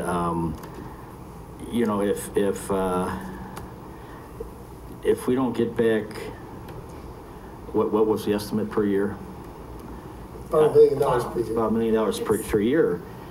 We've got a lot. I mean, if you spread that $1 million a year, we got a lot more problems than just recovering that cost. I mean, if we can't figure out where to, I don't see where there's going to be massive layoffs and everything else for the $1 million a year that we don't recover. Because part of our fund balance or reserves is the money, the value of those buildings. If you demolish that, you would never do this. Nobody would do this with their own money. We would not be having this conversation if anyone was putting their own money up, that you would spend $25 million to buy a piece of property just to tear it down and not to use it. And certainly, I agree, there are plenty of issues for the city, but the means to recover some of that money is there. And the idea of just walking away from that, I think it's completely irresponsible to even have that conversation. And I apologize to the people of Kappa. I know many of them don't agree with me, but I told you this a month ago. You've had smoke blown at you for 10 plus years. I think you deserve better from a city council and a mayor to tell you the truth. Whether you like what we're saying or not, I think there's a reality that needs to set in. We absolutely, this would significantly damage the city financially to spend more money and eat the $25 million that's already been invested. It would be a game changer for the city of Joliet, in my opinion. And it's not fair. We talk about the residents. What about the people that are paying the bills? The people from all over Joliet who pay for this. People, John and Larry in your district, who couldn't even find Evergreen Terrace if you gave them a map. They're paying for this. It's their tax dollars. It's not fair. Everybody's. Again, I don't know what the right path is. Walking away from it is not. And I wish as a council, I think it's pandering. I wish we would quit doing that. I think we'd be responsible and take responsibility for this and come to the right decision. That's what I'm urging. Yes, Jen. I was hoping that tonight with this new plan that was presented by Damon and Ken, if we could look at that, I was hoping there'd be some type of compromise where, the units would go away and somehow the city could get their money back and it'd be a win-win for everybody. and I'm still hoping for that plan. As far as Councilman Hugg's talking about the closed sessions, there are some minutes that have been released from that, and I'm going to put it out there. I was quoted as saying back in 2011, okay, what would it take to cut our losses and go, because this is getting out of hand. Trying to look at the overall picture, because at the time things were getting better at Evergreen Terrace, which was called then, and I've stated several times, well, what would it take? What are we going to do? But it never went anywhere. It just kept going on and on and on. And so I was trying to look at the whole picture at that time, but I was only one person, and it was a whole different council at that time. And you guys, I don't know if you guys were on there in 2011 when we were discussing this. Okay. Absolutely. Yeah. So, yeah, I mean, did my thoughts ever change about the whole picture of the whole thing? No, but at that point, we were told it's getting ridiculous, it's getting out of hand, it's costing more and more and more and more money, and we have spent a lot of money on it. And so, yeah, I'll own up to that if that's what you want released, Larry. Mayor? Yes. No, what I'm referring to, Jan, and I wasn't there, something you said, Mike, earlier about $4 million a year going back prior to I was on the council and you guys were okay? Well, no. The reason I got 10 years. Right, but I've only been here 7 years. The reason I got elected is we were $27 million in the hole in 2011 for a yearly budget, not debt. So no, let's not reinvent history. Not every year. That first year, 2011, projection was 27. Okay. Had we not changed direction, it was projected by 2016 to be 67 million. I remember, I have the notes. Now, what I'm referring to, Councilman Morris, Bob, Mayor Odekirk, we came out at the same time. We sat there in June after being sworn in May of 2011, and I want to keep the record straight so we can solve the problem, but I'm not going to sugarcoat. We sat downstairs. Remember the old council lounge that we used to have our, real security with folding doors so nobody could listen? And they laid out for the first time, all three of us listening, and they had no consideration for the residents at the time. I'm not talking about you, Jan. You didn't make the presentation. The former city manager, the former attorney made it. Now, that may have been old hat to some of you folks that were on there for a couple of years or more years before that. And they did not mention the well-being and where the residents of Evergreen Terrace, I don't know where that came from, Terry, because what they said was, mark the market, mark the market, mark the market. We'll give them a voucher and send them on the way. And I remember, well, you may have asked, I'm sure Bob may have, well, where do they go? Well, they got to go find themselves a new place. Bob said, and he's right, 2011 was a game changer when HUD changed policy. Mark the market was destroyed. We moved, not a concept anymore, to try to make money on it, right? And the vouchers were no longer an option, just to give a voucher and kick people out. But that's what was presented to us in June of 2011. You were at the same meeting I was. And that's the truth. Now, what happened in 2003, 2005, 2007, I have to go back and listen to all those tapes. But I'm telling you what they presented from the day I came on here. It was not about the well-being of the residents of Evergreen Terrace in any way, shape, or form. Not in 2011. And the tapes are there to listen to. Thank you, Mayor. Your Honor, if I may. Yes. Thank you. Whatever they said in 25 and 6, 7, 8, 9, 10, and 11, at the end of the day, right now, we're faced with this. We want to make sure that those residents get a decent quality of life. That's why I'm sitting here. So we better pull up our big girl pants, big boy pants, and solve this thing where the city can recoup some dollars in this and the residents get a better quality of life. That at the end of the day, that's all we got to do. Yeah. I mean, we're not going to change the numbers any by going back and talking about what happened back then. Right now, today, August the 20th, 2018, let's do this. Let's solve this thing. Let's get it done. It's on August 20th. I mean, August the 20th. Mayor, well, I don't want to go to September 20th. I agree. I mean, I know this is a healthy debate. We do have to come up with a solution. Okay, but one more thing. Yes. We did postpone this from 2 weeks ago so that we could hear what the new plan would be from the residents with Ken. Unfortunately, Ken was on vacation last week, so they just got together today. I would like to see something tomorrow, so maybe we can come to a compromise. We still got time. Things haven't changed. I mean, I would like to see the whole thing go, absolutely. But if there's something else where to be a happy medium for everybody, maybe we could, look at that. We need to look at that because all the meetings that you have with the residents and all the scenarios, nothing really has changed with the scenarios, but they've come up with something and I would like to see what it is. We're open to Sure. that. Would you be able to, if you're giving it tonight, would you be able to come back tomorrow? Yes, Tell us what's right, what's wrong with it, what's possible? I can, yeah. I'll look at it tonight. We can do it. Okay. Okay. And then tomorrow, so we're clear, there's no agenda item, it's not actionable, but the council needs to give direction. Yeah, so Mayor, what the council really needs to do is make a determination of how many units are going to be renewed for 2019. For 1 year. Yes, so this is going back to, again, the procedural confusion federal law that applies to everyone. How many units are you going to keep? And just to clarify, and I apologize, I know this is redundant. Whatever you present to HUD, when we ask to keep X amount of units for the next year, we're not locked in stone on that. That plan can change going forward, or no? Within the next year. Within the next year?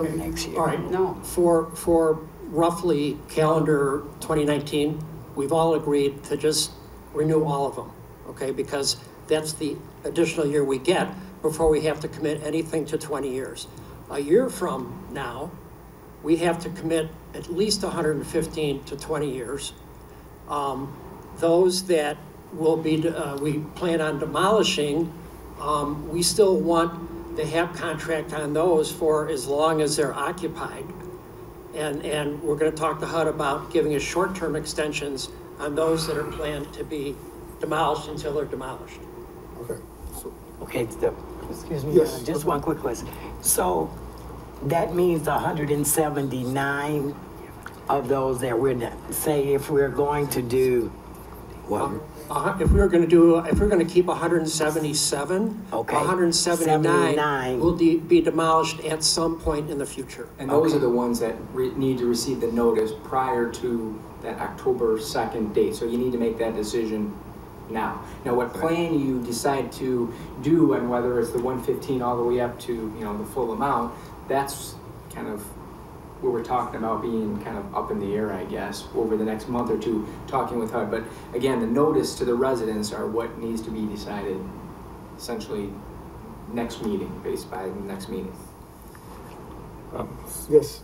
So just to be clear then, whatever number we don't tell HUD we're going to demolish, our 1 year pre-notice is now October 2nd. That's our understanding, yes. I think that kind of answered my question, because you're a little confusing at first. It seems it's like a 1 year notice You're now. saying a 1 year, we're going to renew the whole 356 because we have 1 year. For 1 year. For 1 year. So then what's this October 2nd?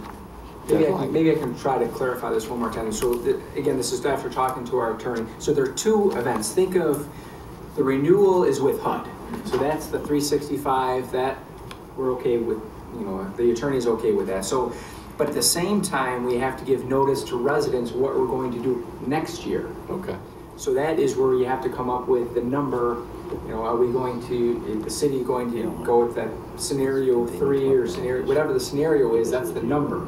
So and then that number is what gets notified to the residents themselves. Now, if you do that. Hey, Marty, is that good for 1 year or 20 years? No, that's 1 year. 1 year. But that will lock you in for those 20 years. Now the confusing part is, okay, so what about those other 179 units? That is where we have to talk to HUD about getting some 1 year renewals. That's a negotiation Yes, with HUD. It was not contemplated. There are some aspects to this Right, that's redevelopment wonderful. plan that were not contemplated in the settlement. So the idea is I'm just going to use that 177 again for the argument's sake. So what happens with those 179? In 1 year, they're not all going to be gone. HUD, it's going to take the city a couple years to relocate. So can we do a 1 year or a 2 year on those 179 or another, and then. Oh, sure. So, and then each year you pull back a little Yes. as you take. Yes. I get it. Correct. Well, there's going to be But The revenue goes down. the 177 we're locked into for 20 years. yes.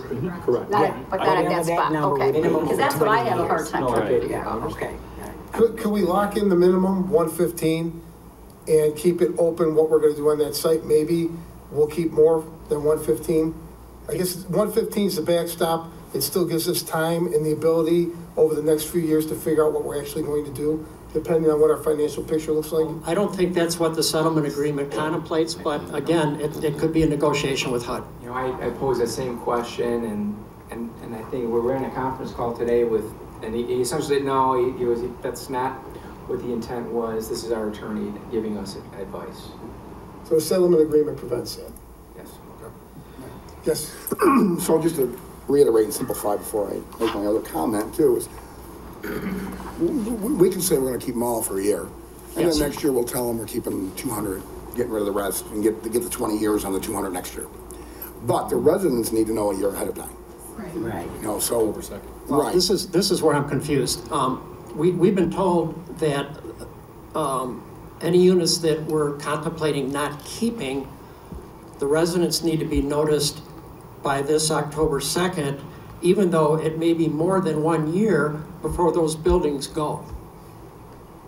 So right? I mean, that's what's confusing to me, but that's what's in the settlement agreement. Yeah, so again, the settlement agreement I think the settlement agreement contemplated one thing, that within 2 years, within a year after the acquisition, that the city would have determined its redevelopment, and I don't think it could have happened. I think what the settlement agreement contemplated is that the city actually had a plan, and then we found out we didn't.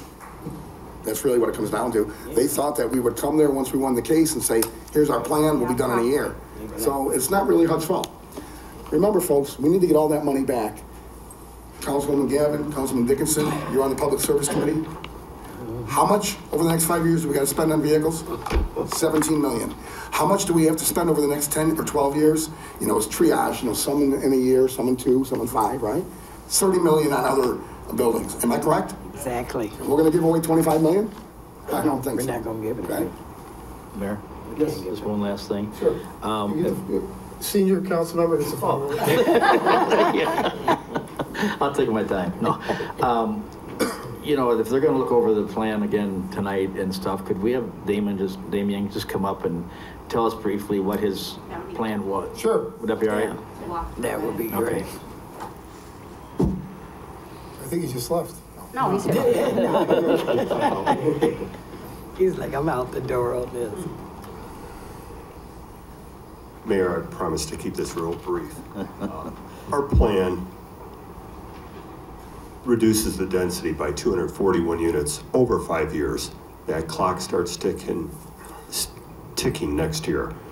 We would utilize existing buildings F, G, and H for a community center, similar to Holston's plan, thereby saving them city money on that end. 115, well, let me step back. There would be no additional loans or money needed from the city for this rehab. 115 apartments would be maintained and repaired as needed. We estimate, if we use the Holston's numbers or ours, it could be anywhere from 7 to 10 years. Could I be wrong by a year and a half? Definitely. But that is what we estimate the payback would be if we operate the units in an efficient manner, or I should say, if we utilize the right management efficiencies to get that operating revenue. This plan opens the site for a future park and recreation areas needed on the near west side. And importantly also, is this plan does not tie the city's hands to future redevelopment of the area. What we envision a maintenance plan would be significantly different if you're going to take down the units over a period of time than if you were to continue to operate those units over a long-term plan. There were a lot of unknowns, but with time, you know, as to the current cost and the operating revenue that is derived from that property, Holston didn't know what those costs were. The city didn't know what those costs were. Over time, we have a better understanding of the cost and the savings resulting from operating the place in a very efficient manner. That's the plan right now. Okay. Any questions or? I'm sorry. Just a quick comment. I would suggest to make this, since, you know, I'm sure your proposal is very complex, as Holston's was very complex, but I would suggest that possibly Holston come to the city tomorrow, and you're here, and our staff is here as well, so there's not this on the phone, sending emails, sending texts, that you guys are in a room figuring it out. That would just be my suggestion, but that's up to you how you handle it, so. And don't come out until you get it. Right. Don't come out the room until you get it right.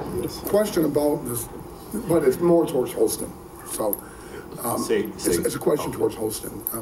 Looking at just this brief overview and saying that 240 odd units over 4 or 5 years, right? Does the HAP contract process allow for that? So reduction in density of 240 units. But over a unspecified 4 to 5 years. That's something that it doesn't contemplate that in the settlement agreement. That would have to be discussed with HUD. It could potentially be, I mean, I guess, so, I mean, these are great points. I just don't, so no additional loans and money needed from the city. I guess I'd like to see, Damon, do you have, sorry, do you have an operating budget that you could present us with? Because if you're saying that there's this 11.4 million payback in 7 to 10 years, there has to be ways that you envision cutting the management budget. And do you have, I guess my follow-up question would be, have you gotten bids for where you think that there could be reductions?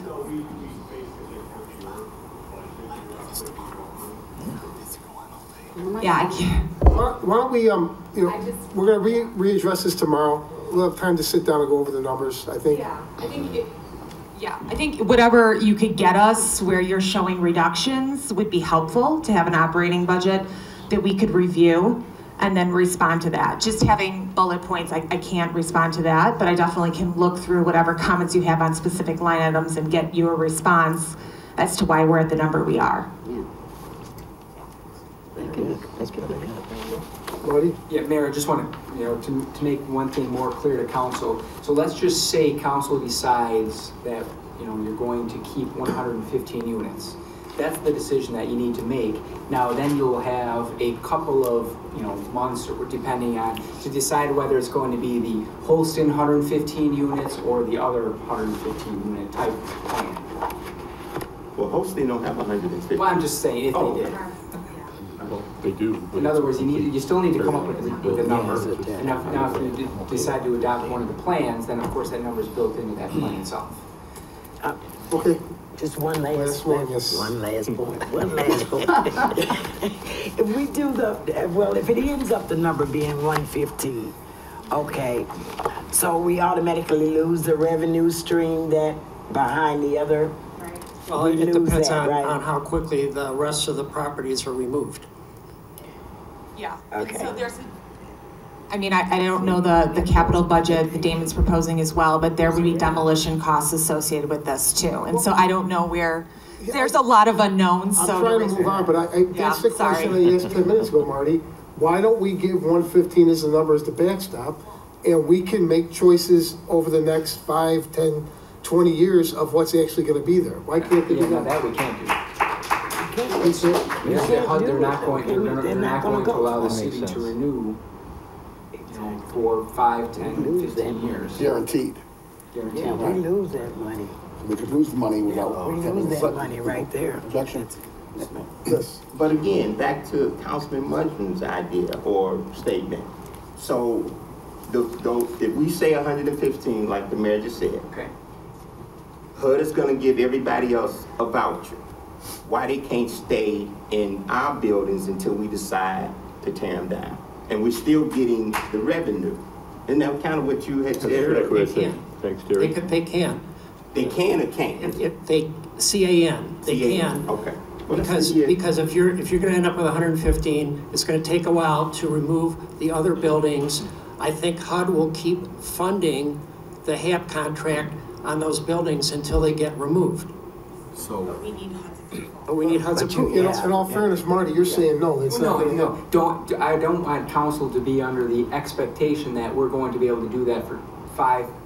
5 is, our attorney kind of said 5, 7 might be a little long, but it's 10, 15 years.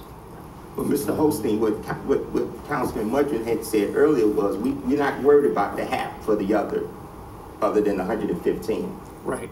They're gonna have a voucher. They'll have a voucher. Why they can't stay?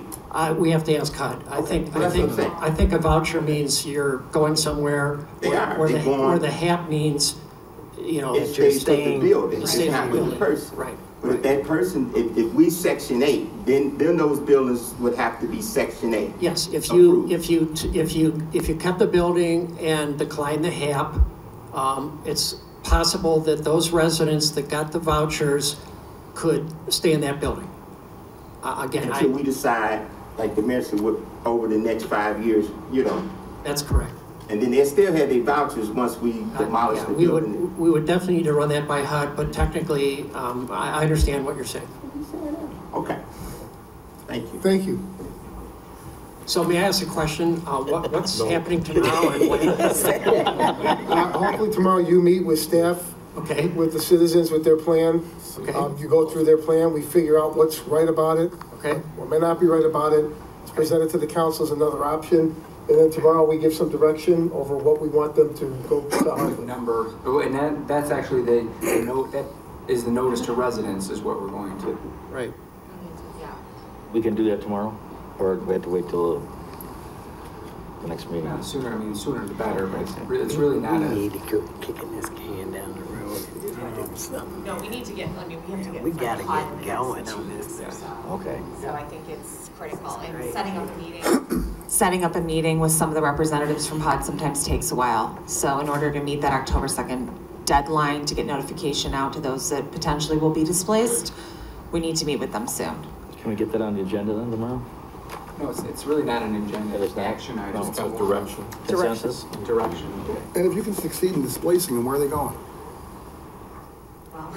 There's a relocation plan that would have to be put together, and there's also, I mean, that's another thing, going to Damon's plan, relocating these people requires funds to relocate them. So I don't know, it specifies in the settlement agreement that we have to relocate them following the URA, any families. There's a cost associated to that, which I don't know is included in this as well. Right. Pauline? Thank you. Did they answer your question, Mr. Holston? Yeah. Okay, thank you. Next is citizens to be heard on agenda items. Is there anyone who would like to speak on an agenda item this evening?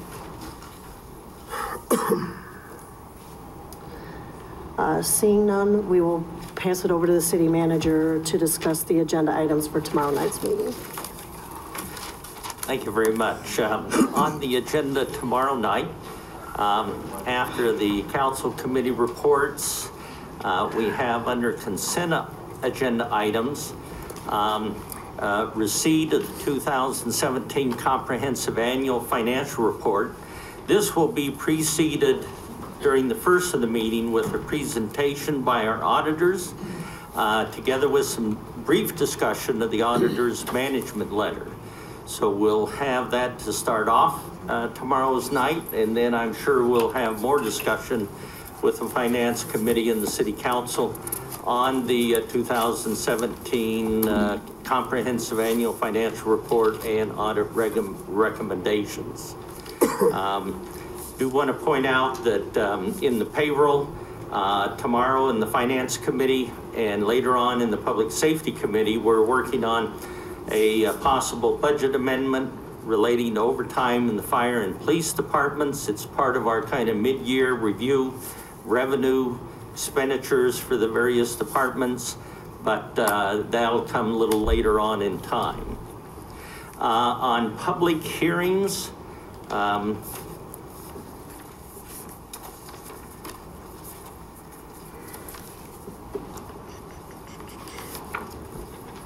want to make sure I'm referring to the right council memo numbers. We do have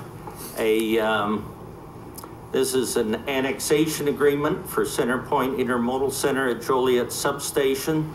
It's being recommended by the petitioner that this be tabled. So that'll be the action so recommended. Council memo 43218. Annexation of 2 parcels, located at 799 South Bridge Street in the northeast corner of New Lenox Road and Oakview Avenue, with a classification to B3 zoning and approval of an annexation agreement, an annexation of 1311 New Lenox Road, classification to R1 zoning and approval of an annexation agreement. And I'm going to ask Kendall Jackson, Community Development Director, to kind of just make a few comments about this and what is going to be happening in relation to this on August 28th in front of the Planning Commission and then City Council September 18th, especially where they're proposing or have withdrawn this application. Kendall? Thank you. Mayor, members of the council, this matter was continued at the Planning Commission meeting last week, and that would have been the 16th. To the 28th, where we will have the public hearing at 4 p.m. It's my understanding that the council consideration will now not be your second meeting in September, but will probably move to October.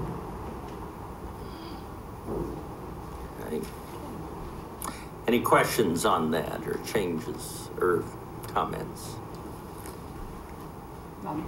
You have to address the mayor. Yeah, if I can make one point, I want to be perfectly clear about this. This particular petition was withdrawn, okay? So this is not the petition that's moving forward right now, okay? It's a brand new petition that's moving forward that was just discussed by Mr. Jackson. So just so we're that clear on that. Thank you. Mayor? Yes. Mike, is this the one where they're repositioning the building? No. Oh, okay. Oh, this is the Loves action. Okay. I got distracted, sorry. Thank you. Mr. Mayor, yes. I did have a question, and I think I spoke to staff over the week. I know they had came to land use early on, probably prematurely, but they're not coming back to land use committee. Is that correct, David, Kendall? They came once before. They were supposed to come back, never did. Kendall, can you comment on that? Sure. Yes, we do not have them scheduled for another land use committee meeting. So, okay. They came before. I was just kind of confused why, or that wasn't for an approval. That was just for what when they came. Maybe about a year ago. Yeah, when they came before, I think staff brought them because it was a concept that we hadn't really discussed before. And that was a truck stop that had some adjacent residential properties. So we felt it was necessary to bring them to land use committee as a policy matter, just to get that in front of you. There was no formal submittal at that time for any plan commission or city council action. Okay, thank you. Okay. Next item is Council Memo 43318, ordinance resolution pertaining to the northwest corner of Dollar Tree Lane and Route 53. This will include both a reclassification and annexation agreement, it looks like 4 of those, 2 annexations and 2 classification matters. Just to share with you, when this matter came before the Planning Commission, they held a public hearing. No one spoke in opposition to the petition. Planning Commission voted 7-0 in favor of recommending the City Council approve the petitioner's request. If there's no questions, let me move on to ordinances. And we have, let's see, there is an ordinance approving preliminary, final, and recording plats of the Cherry Hill Business Park West Unit 5 subdivision. This will include preliminary plat, final plat, and a recording plat. I'd like to have Kendall Jackson just make a few quick comments because based on some surrounding property owners' comments, the developer has made some changes to the plans and Mr. Jackson, would you kind of comment on those, what the council will be acting on that has changed from the initial submittal? Yes, at the July Plan Commission meeting, we had the public hearing. There were several residents of unincorporated neighborhood to the west of this site that came and voiced their opinions, concerns about screening, buffering of a new warehouse, as it were, trucks, noise, etc. The developer has gone back and revised their plan to address those concerns. They have moved the building 60 feet to the west, which will increase the width of the berm by double, and that will also enable them to double the height of the berm. And there is additional landscaping material that will go on top of the berm to meet those concerns that the neighbors had addressed about screening of the trucks in the building. The site as it is could not be altered much more than that. I think the residents were at one point calling for the detention pond, which is on the east side of the property, to move to the west side of the property, and then having the building and the trucking operation move to the west side. And with the topography of the land, the layout, I think the high side is on the northwest side of the property, and then it tails off to the southeast side. It would be a major undertaking to, as it were, flip-flop the property from a topographical standpoint. So the changes that they have made, I think, are in line with what the neighbors are asking for. Yes. Yeah. You had said 60 feet to the west, or did you mean to the east? I meant to the east, yeah. To the east, okay. And then the berm, how many feet? So the berm goes from 7 feet to from 7 feet in height to 15 feet in height. With some... And then additional landscaping on top of that. Okay, what's the typical height for a berm? Could it be higher, or? Because these houses is right at Cherry Hill. Mm-hmm. Yeah, I think what you'll see with this berm and with the landscaping that's being proposed on top is that their view of the trucks will be blocked. They're talking about a 15-foot high berm, and once the landscaping material is mature, it will screen adequately the neighbor's view. But Kendall, they don't see the trucks coming before they get on the other side of the berm. It wasn't a way to put the entry on Ellis, which I understand. I don't know how true this is. I haven't talked to Mr. Trishna, but that Ellis was put in to keep trucks off of Cherry Hill Road. Now we're putting trucks on Cherry Hill. And again, I didn't get a chance to verify that with staff today. I was busy, but I was meaning to call. Because is that true? A road, Ellis? It's a really, really nice road that was put in, I don't know, I guess a few years ago. Actually, it's set up that Ellis and Cherry Hill both would carry trucks. We've got a development, Beatty Lumber, south of the railroad tracks on Cherry Hill, that is truck traffic. Both we're going to carry trucks, Terry. Because the school is what, at the corner of? It is.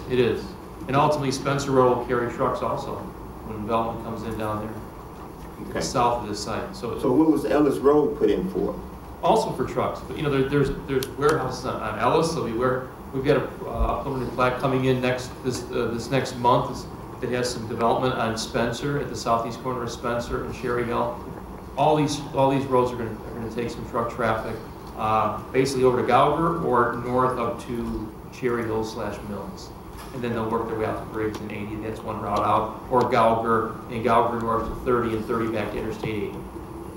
So. And also understand that the developer was giving the city or the county 50 feet to widen Cherry Hill Road or something? Yeah, they're dedicating an extra 50-foot right away.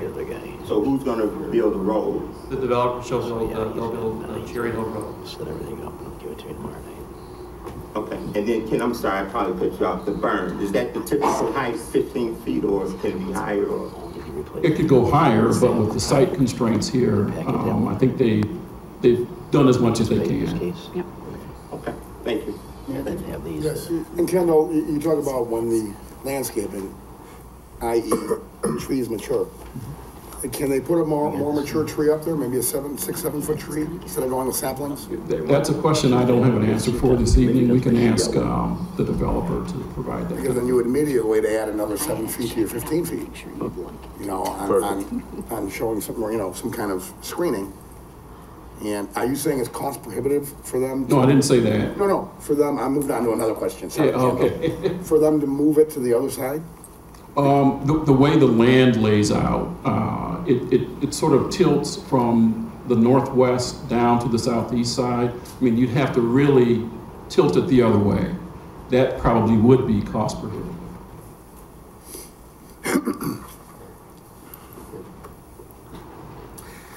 Okay, moving on, we have an ordinance approving the vacation of a small 0.03 acre unused portion of an alley adjacent 812 Plainfield Road. It is recommended both by the petitioner and staff that this be tabled.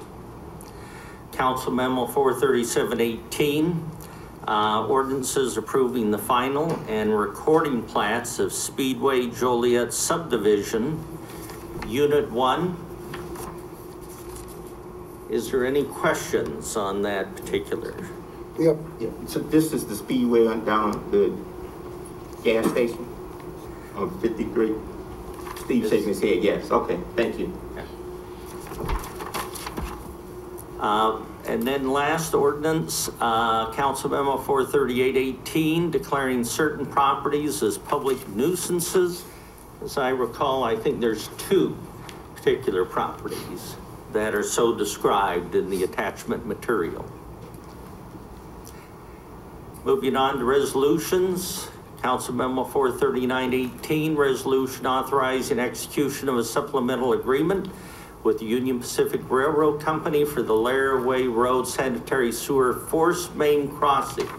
This will allow some extension of that existing sewer force main crossing. Any questions on that memo? If not, Council Memo 440-18, resolution approving a substantial amendment to the Community Development Block Grant Fiscal Year 2017 Annual Action Plan to the 2015 and 19 Consolidated Plan. In this particular case, there is a street that is proposed to be funded with CDBG funds, and Mr. Trisnick, can you help me with the name of that street that's going to be improved? That's for Grover. Grover, okay, all right. Any questions on that amendment? And resolution requesting authorization to enter into a regular 2018 Justice Assistant Grant intergovernmental agreement between the City of Joliet and Will County to be submitted. Any particular questions on that resolution? Moving on, award of contract, request for authorization to award a contract for the 2018 hazardous tree removal and trim program less than 20 inches in diameter to D. Ryan Tree and Landscape Company in the amount of $36,500. And then finally, in the last section under amendments, change orders and payments, I'll go through all these together. Council Memo 444-18, request for authorization to approve payment in the amount of $41,144.45 to Construction by Camco Inc. for the emergency box culvert repairs at Highland Park Drive, which you've received an update from Mr. Trisna in just a recent council meeting. Council Memo 445-18, request for authorization to approve amendment number 6 in the amount of $29,500 to the professional services agreement for the 2016 sanitary sewer investigations and rehabilitation program to RJN Group. Council Memo 446-18, request for authorization to approve change order number 6 in the amount of, and this is a deduct, $4,760.05 for the 2017 sanitary sewer rehabilitation program to Institute Forum Technologies. Council Memo 44718, request for authorization to approve payment for emergency repairs to influent pump station force main at the West Side Wastewater Treatment in the amount of $47,009.36 to Spice Construction, Inc., at $19,190 to LAI Limited. And finally, Council Memo 44818, request for authorization to approve payment for emergency repairs to Well 20D in the amount of $95,063 to Great Lakes Water Resource Group. All those items I just mentioned will go before the Public Service Committee tomorrow night prior to the regular council meeting. Any questions on any of those items of the agenda? If not, turn it back to the city clerk. We do have a request to go into closed session. Oh, sorry. First of all, we have public comments. Is there anyone who would like to speak under public comments this evening?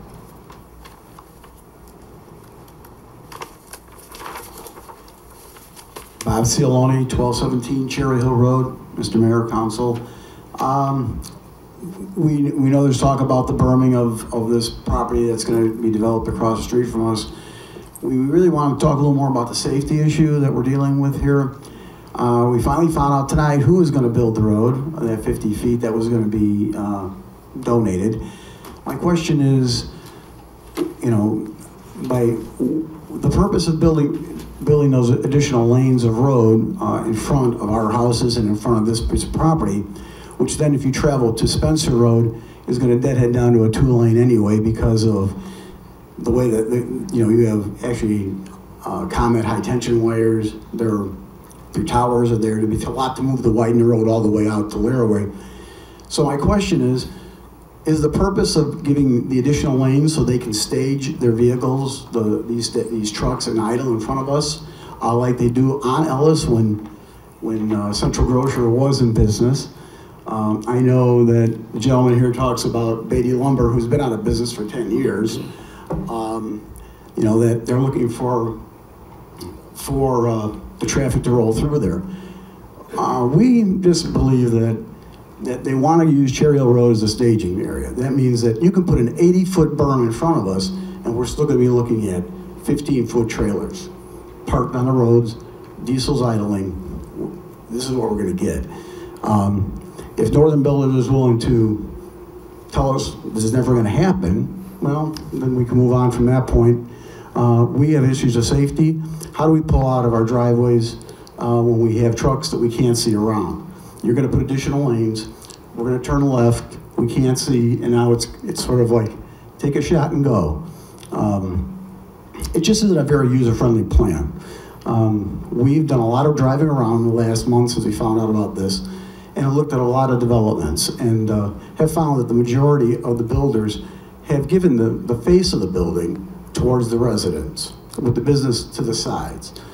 They're giving us the business of 90 docks eventually, pointing right at us, trucks running, and we have to live with this. Not to pull on the emotional strings, but we're all about the same age in this group that's right in front of Lot 1 development. We bought our properties, built our houses, made them homes. We're about to the point to retire or move on and downsize. And we're like most of the Americans that their number one asset is their house. To take that and devaluate that property. Mr. Morris came out the other day. We appreciated him doing that. Got a chance to stand and look and see. They're talking about this berm being 15 foot tall, but that's at the peak. This berm tapers down. So at the entrances where they're going to put their driveways, they're going to be another 150 foot approximately. We're not engineers, but that berm is useless. There's an answer to this, real simple.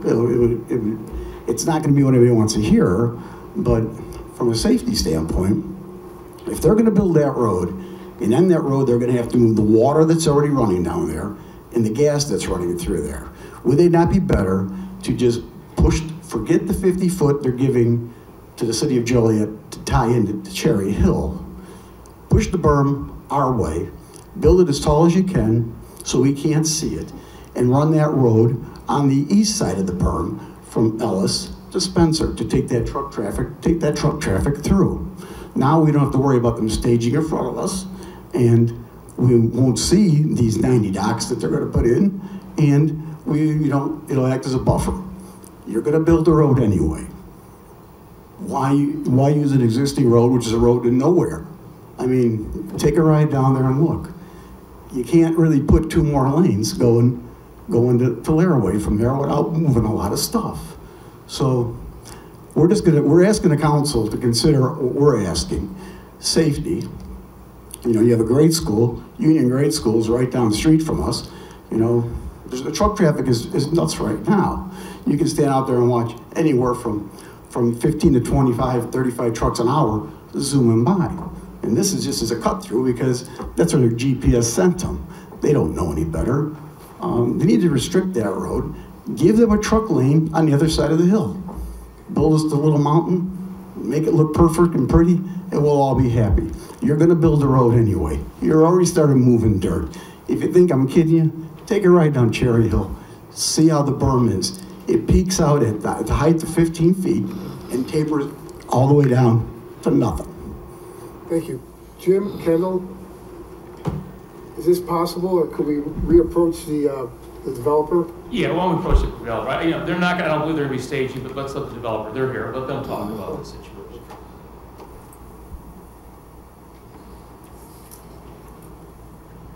Good evening. My name is Ken Ninehouse with Northern Builders, and I'd like to address the comments that were brought before this panel before. I'll start with the master plan for this district has been for the improvements of both Cherry Hill and Spencer Road since the annexation of this property back in 2005. So we didn't set that precedence. That was set as the master plan for those roads to be improved. And as part of our annexation agreement, it was to improve Cherry Hill and Spencer as our property and project moves to Spencer Road. Fortunately, it has taken 13 years to get another project on this parcel. We've been actively marketing it since its inception. So this is, this property has been zoned for this particular use, and the roads have been in the master plan for that since the beginning. As far as the berm goes, we've taken great care for that, and I would completely disagree with the statements made previously. And if we could pull this up on the board, I'd be happy to demonstrate how it's completely shielded. The average truck is 13 foot tall. Our berm is 15 feet. We have the landscape, I have the topography here with me also. We've also done it in such a way that you can't see the docks as you come in the entries. And we also have taken great care to make sure that our exits and entries have good views on this property. So our berm goes 2 feet higher than any truck from any visible view. Kendall, is the landscape plan available? Can you show a picture of the berm? Yes, I will. That berm, across the entire distance of that berm, and it gets even higher. It starts at 14 feet to the south and goes to 16 feet as we see north. That's across the entire top of the berm. That's at elevation 670, and our docks are all the way down at 54. That's 16 feet higher than it. And that's just the dirt. The dirt, it's not been built yet, but is 2 to 3 feet taller than any truck. So not only do we not buffer any view, we buffer the sound. And in addition, on top of it, to be a good citizen, we went above and beyond the landscape ordinance. your landscape ordinance calls for a certain amount of deciduous trees, for flowering trees, and for bushes. We basically changed the top of this to the majority of pines to make it an additional buffer, in addition. And we're starting out with those trees at 6 foot. So, they grow a foot a year. So we're starting out with something that's basically 20 feet tall. There's no views, there's no sound. We've also taken great care with our lighting to point it inwards towards our site. We've also put deflectors on the lighting that comes from the building so that when it hits the center of the truck court, it's at 0 foot candles.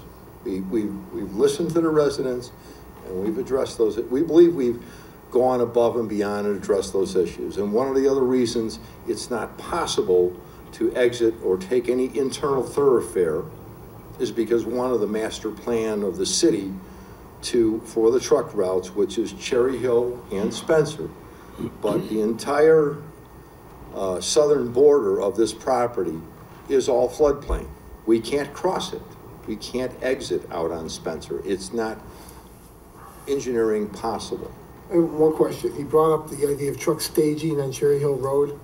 Is that a possibility? No, absolutely not. Absolutely not. We don't allow it. The road is not being built for our benefit. It is not being built for us to stage trucks. We are merely building the road at our cost in conjunction with the annexation agreement set forth by this property back in year 2005. We're fulfilling that agreement. So it's not to be built for any kind of staging. There's very wide truck courts on here. It would be unreasonable for someone to park a truck out there and you'd be blocking traffic and it could be ticketed by the local authorities for doing such. It's just simply not permitted. So that's not anything we would any other questions ask for. Comments? Yeah, I got one question. So the entry to the property will be off of to the northern end of it, and you're going to have 2 entries off to Cherry Hill. There's 2 entries off of Cherry Hill. That's correct. But at this time, you don't know who the occupant is going to be. Is it going to be like a 24-hour?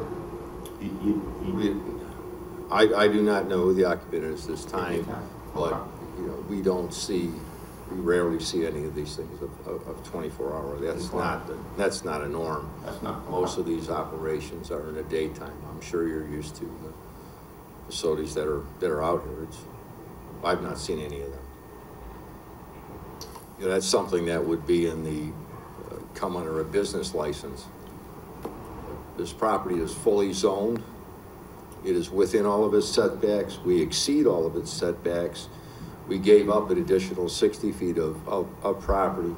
And as the gentleman said before, it was not possible to move the pond to the west side because of the topography. This land slopes east and it slopes south. You must have an overland flow for any engineering and good practice in case there is a spillover, and you would never want to try and move something to the high side of the site, force it to go uphill, and if you did have a spillover, you would be putting it on the west side of the property. So that would just not be good engineering practices. I believe the city engineer concurred at the Plan Commission last time. Any other questions? Anything else I could? Just one more about the berm.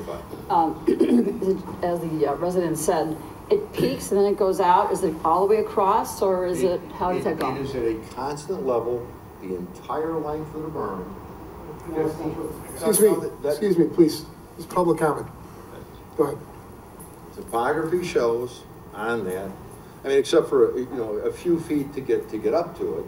If you talk in the microphone, please, sir. Sure. Thank you. The entire length of the berm, except for the little slopes on the end, is from elevation 68 to 70 at the north. So the entire berm, not a piece of the berm, the entire berm is an average of 15 feet above the truck courts.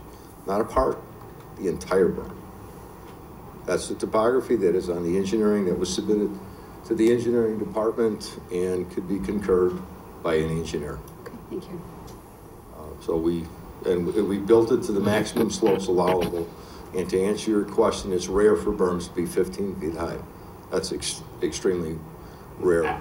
I didn't know. It is. Normally you would see a 7, possibly a 10-foot with landscape doing the rest of the screening. But we gave up an additional 60 feet of land to make the entire berm, just the dirt alone, higher than any truck to block the total visibility and sound. Kendall, this went through a committee, correct? This went to the Plan Commission. So this was discussed and vetted through the Plan Commission? Yes. Okay. And as trying to be a good citizen in response to the comments that we heard, we tried to address each and every one of them, which we believe we've done. Thank you. Thank you very much. Is there anyone else who would like to speak?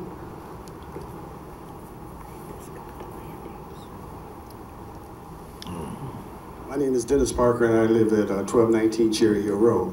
Now, that berm that he was commenting about, my driveway, that berm does not cover my house, my driveway.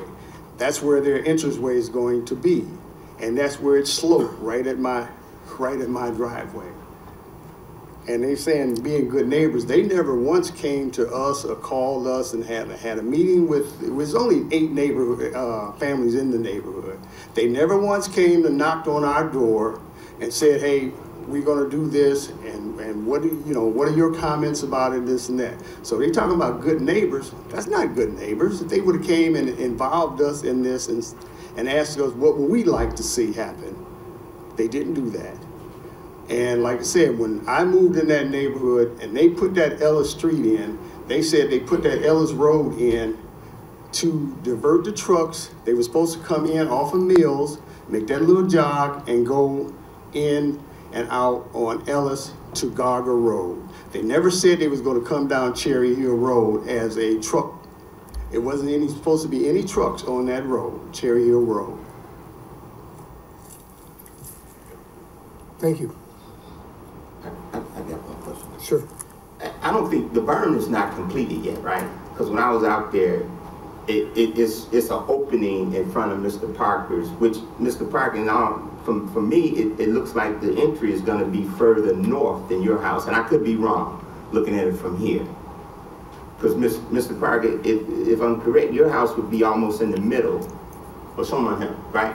Are you all looking? His house is their house is in the middle. But this driveway looked like it's at the. The road they built now, it's not complete yet.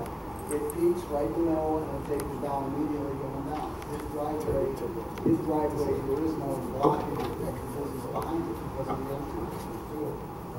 Thank you. Okay, thank you. You can speak after the meeting if there's additional questions.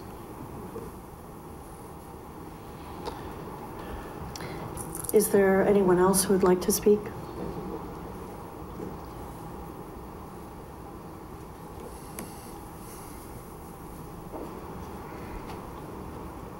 Mayor and council members, this is a different subject. My name is Michelle Baker from 313 Lewis Road, and I come here as a citizen of concern. I live about 2 doors from the horrific incident that happened to the small child, Ms. Crosby. So basically what I'm proposing, I've spoke to the mayor, community townhouse meeting, basically, and what our 4 main focus of our meeting is to address issues for our citizens of Joliet, and to also to try to put together I have staff members who will go out into the community and try to get the main issues of what is far as the vision of healing the streets. We know that we have a horrific incident that happened to our city. So as I told the mayor, I'm going to share this vision of the hand of God coming down the streets of Joliet to heal various streams. I hope this is the right place to present that. So our townhouse committee would basically would be in mouthpiece. We would basically go to community meetings to hear the citizens' concerns, bring it back to the congressman and the mayor at this particular time, and to rally together to try to meet issues in our community. Also, we have various outlets where I've been attending the 360 meetings where I had the opportunity to hear some of the issues that are going in all streams of our citizens. I've been here over 27 years and never have seen so much devastation happen. I'm also a retired teacher, also a travel consultant for the government. So I have a various background working with community service. I worked for the military for over 15 years. So my passion is try to establish a committee, a town hall committee who would basically meet weekly with our government officials to see what's the issues that the government want to present to the citizens, and the citizens, and I be a liaison to them to bring back to you all what their concerns are. So I am proposing, I'm sure Mayor has met Apostle Ferguson, which he wants to, if you would let me allow him to speak on this particular vision, because our first meeting is September the 14th, Friday. I have talked to a state's representative, Commissioner Walsh. I've talked to our police chief of Will County, and also NAAPC. I also talked to some of our community leaders and to voice how we can get this particular committee established, because I really think it's important that our citizens are allowed to express their concerns in a setting that's safe. Because as I explained to the mayor and some of the citizens I work with, I was also a teacher for children with behavior and emotional needs. So that was one of the concerns. The parents weren't allowed to express themselves in a safe setting. So I'm gonna, if you allow me to let Apostle Ferguson also speak. Mayor met him also. Apostle Ferguson? Hello? Yes. Okay. You can go ahead and elaborate too. Okay. Did you go ahead and go over the town hall meeting notes? I did, sir. Okay, yes. So, Mayor and board members, we're just availing ourselves to service the city. And I know it may sound different, but I believe that just in the days of the Bible, when apostles and prophets would counsel kings and they would advise people in authority, that God is still doing the same thing today, according to the word in Hebrews, where it says Jesus Christ is the same yesterday, today, and forever. And we've had results, and we've had experience, and literally going into cities and everything from the economy that God will show us will come to pass. People as powers who became mayors. Unemployment rates decreasing in certain cities, and we believe that I've on Joliet. Can I end it for a minute, Apostle? I'm sorry, Mayor. The ordinance is a 4-minute time limit on the comments. Okay. So if you could wrap it up, please. We'll get back to you? Yeah. Okay, Apostle, he says we can get back to him, okay? Say it again. Well, hold on for a minute, I'll call you back. Okay, thank you for your time, Mayor and Council. Thank you. Mayor, just a reminder, if you want to submit something in writing, you can always do that. Thank you. Is there anyone else who would like to speak? Seeing none, is there a motion to go into closed session to discuss personnel, collective bargaining, land acquisition, or conveyance pending or threatened litigation, after which the meeting will be adjourned? So moved. Second. It's been motioned and second to go into closed session. Councilman Dickinson? Aye. Councilwoman Gavin? Aye. Councilman Girl? Aye. Councilman Hug? Aye. Councilman Morris? Aye. Councilman Mudrin? Aye. Councilwoman Quillman? Aye. Councilman Turk? Aye. Motion carried.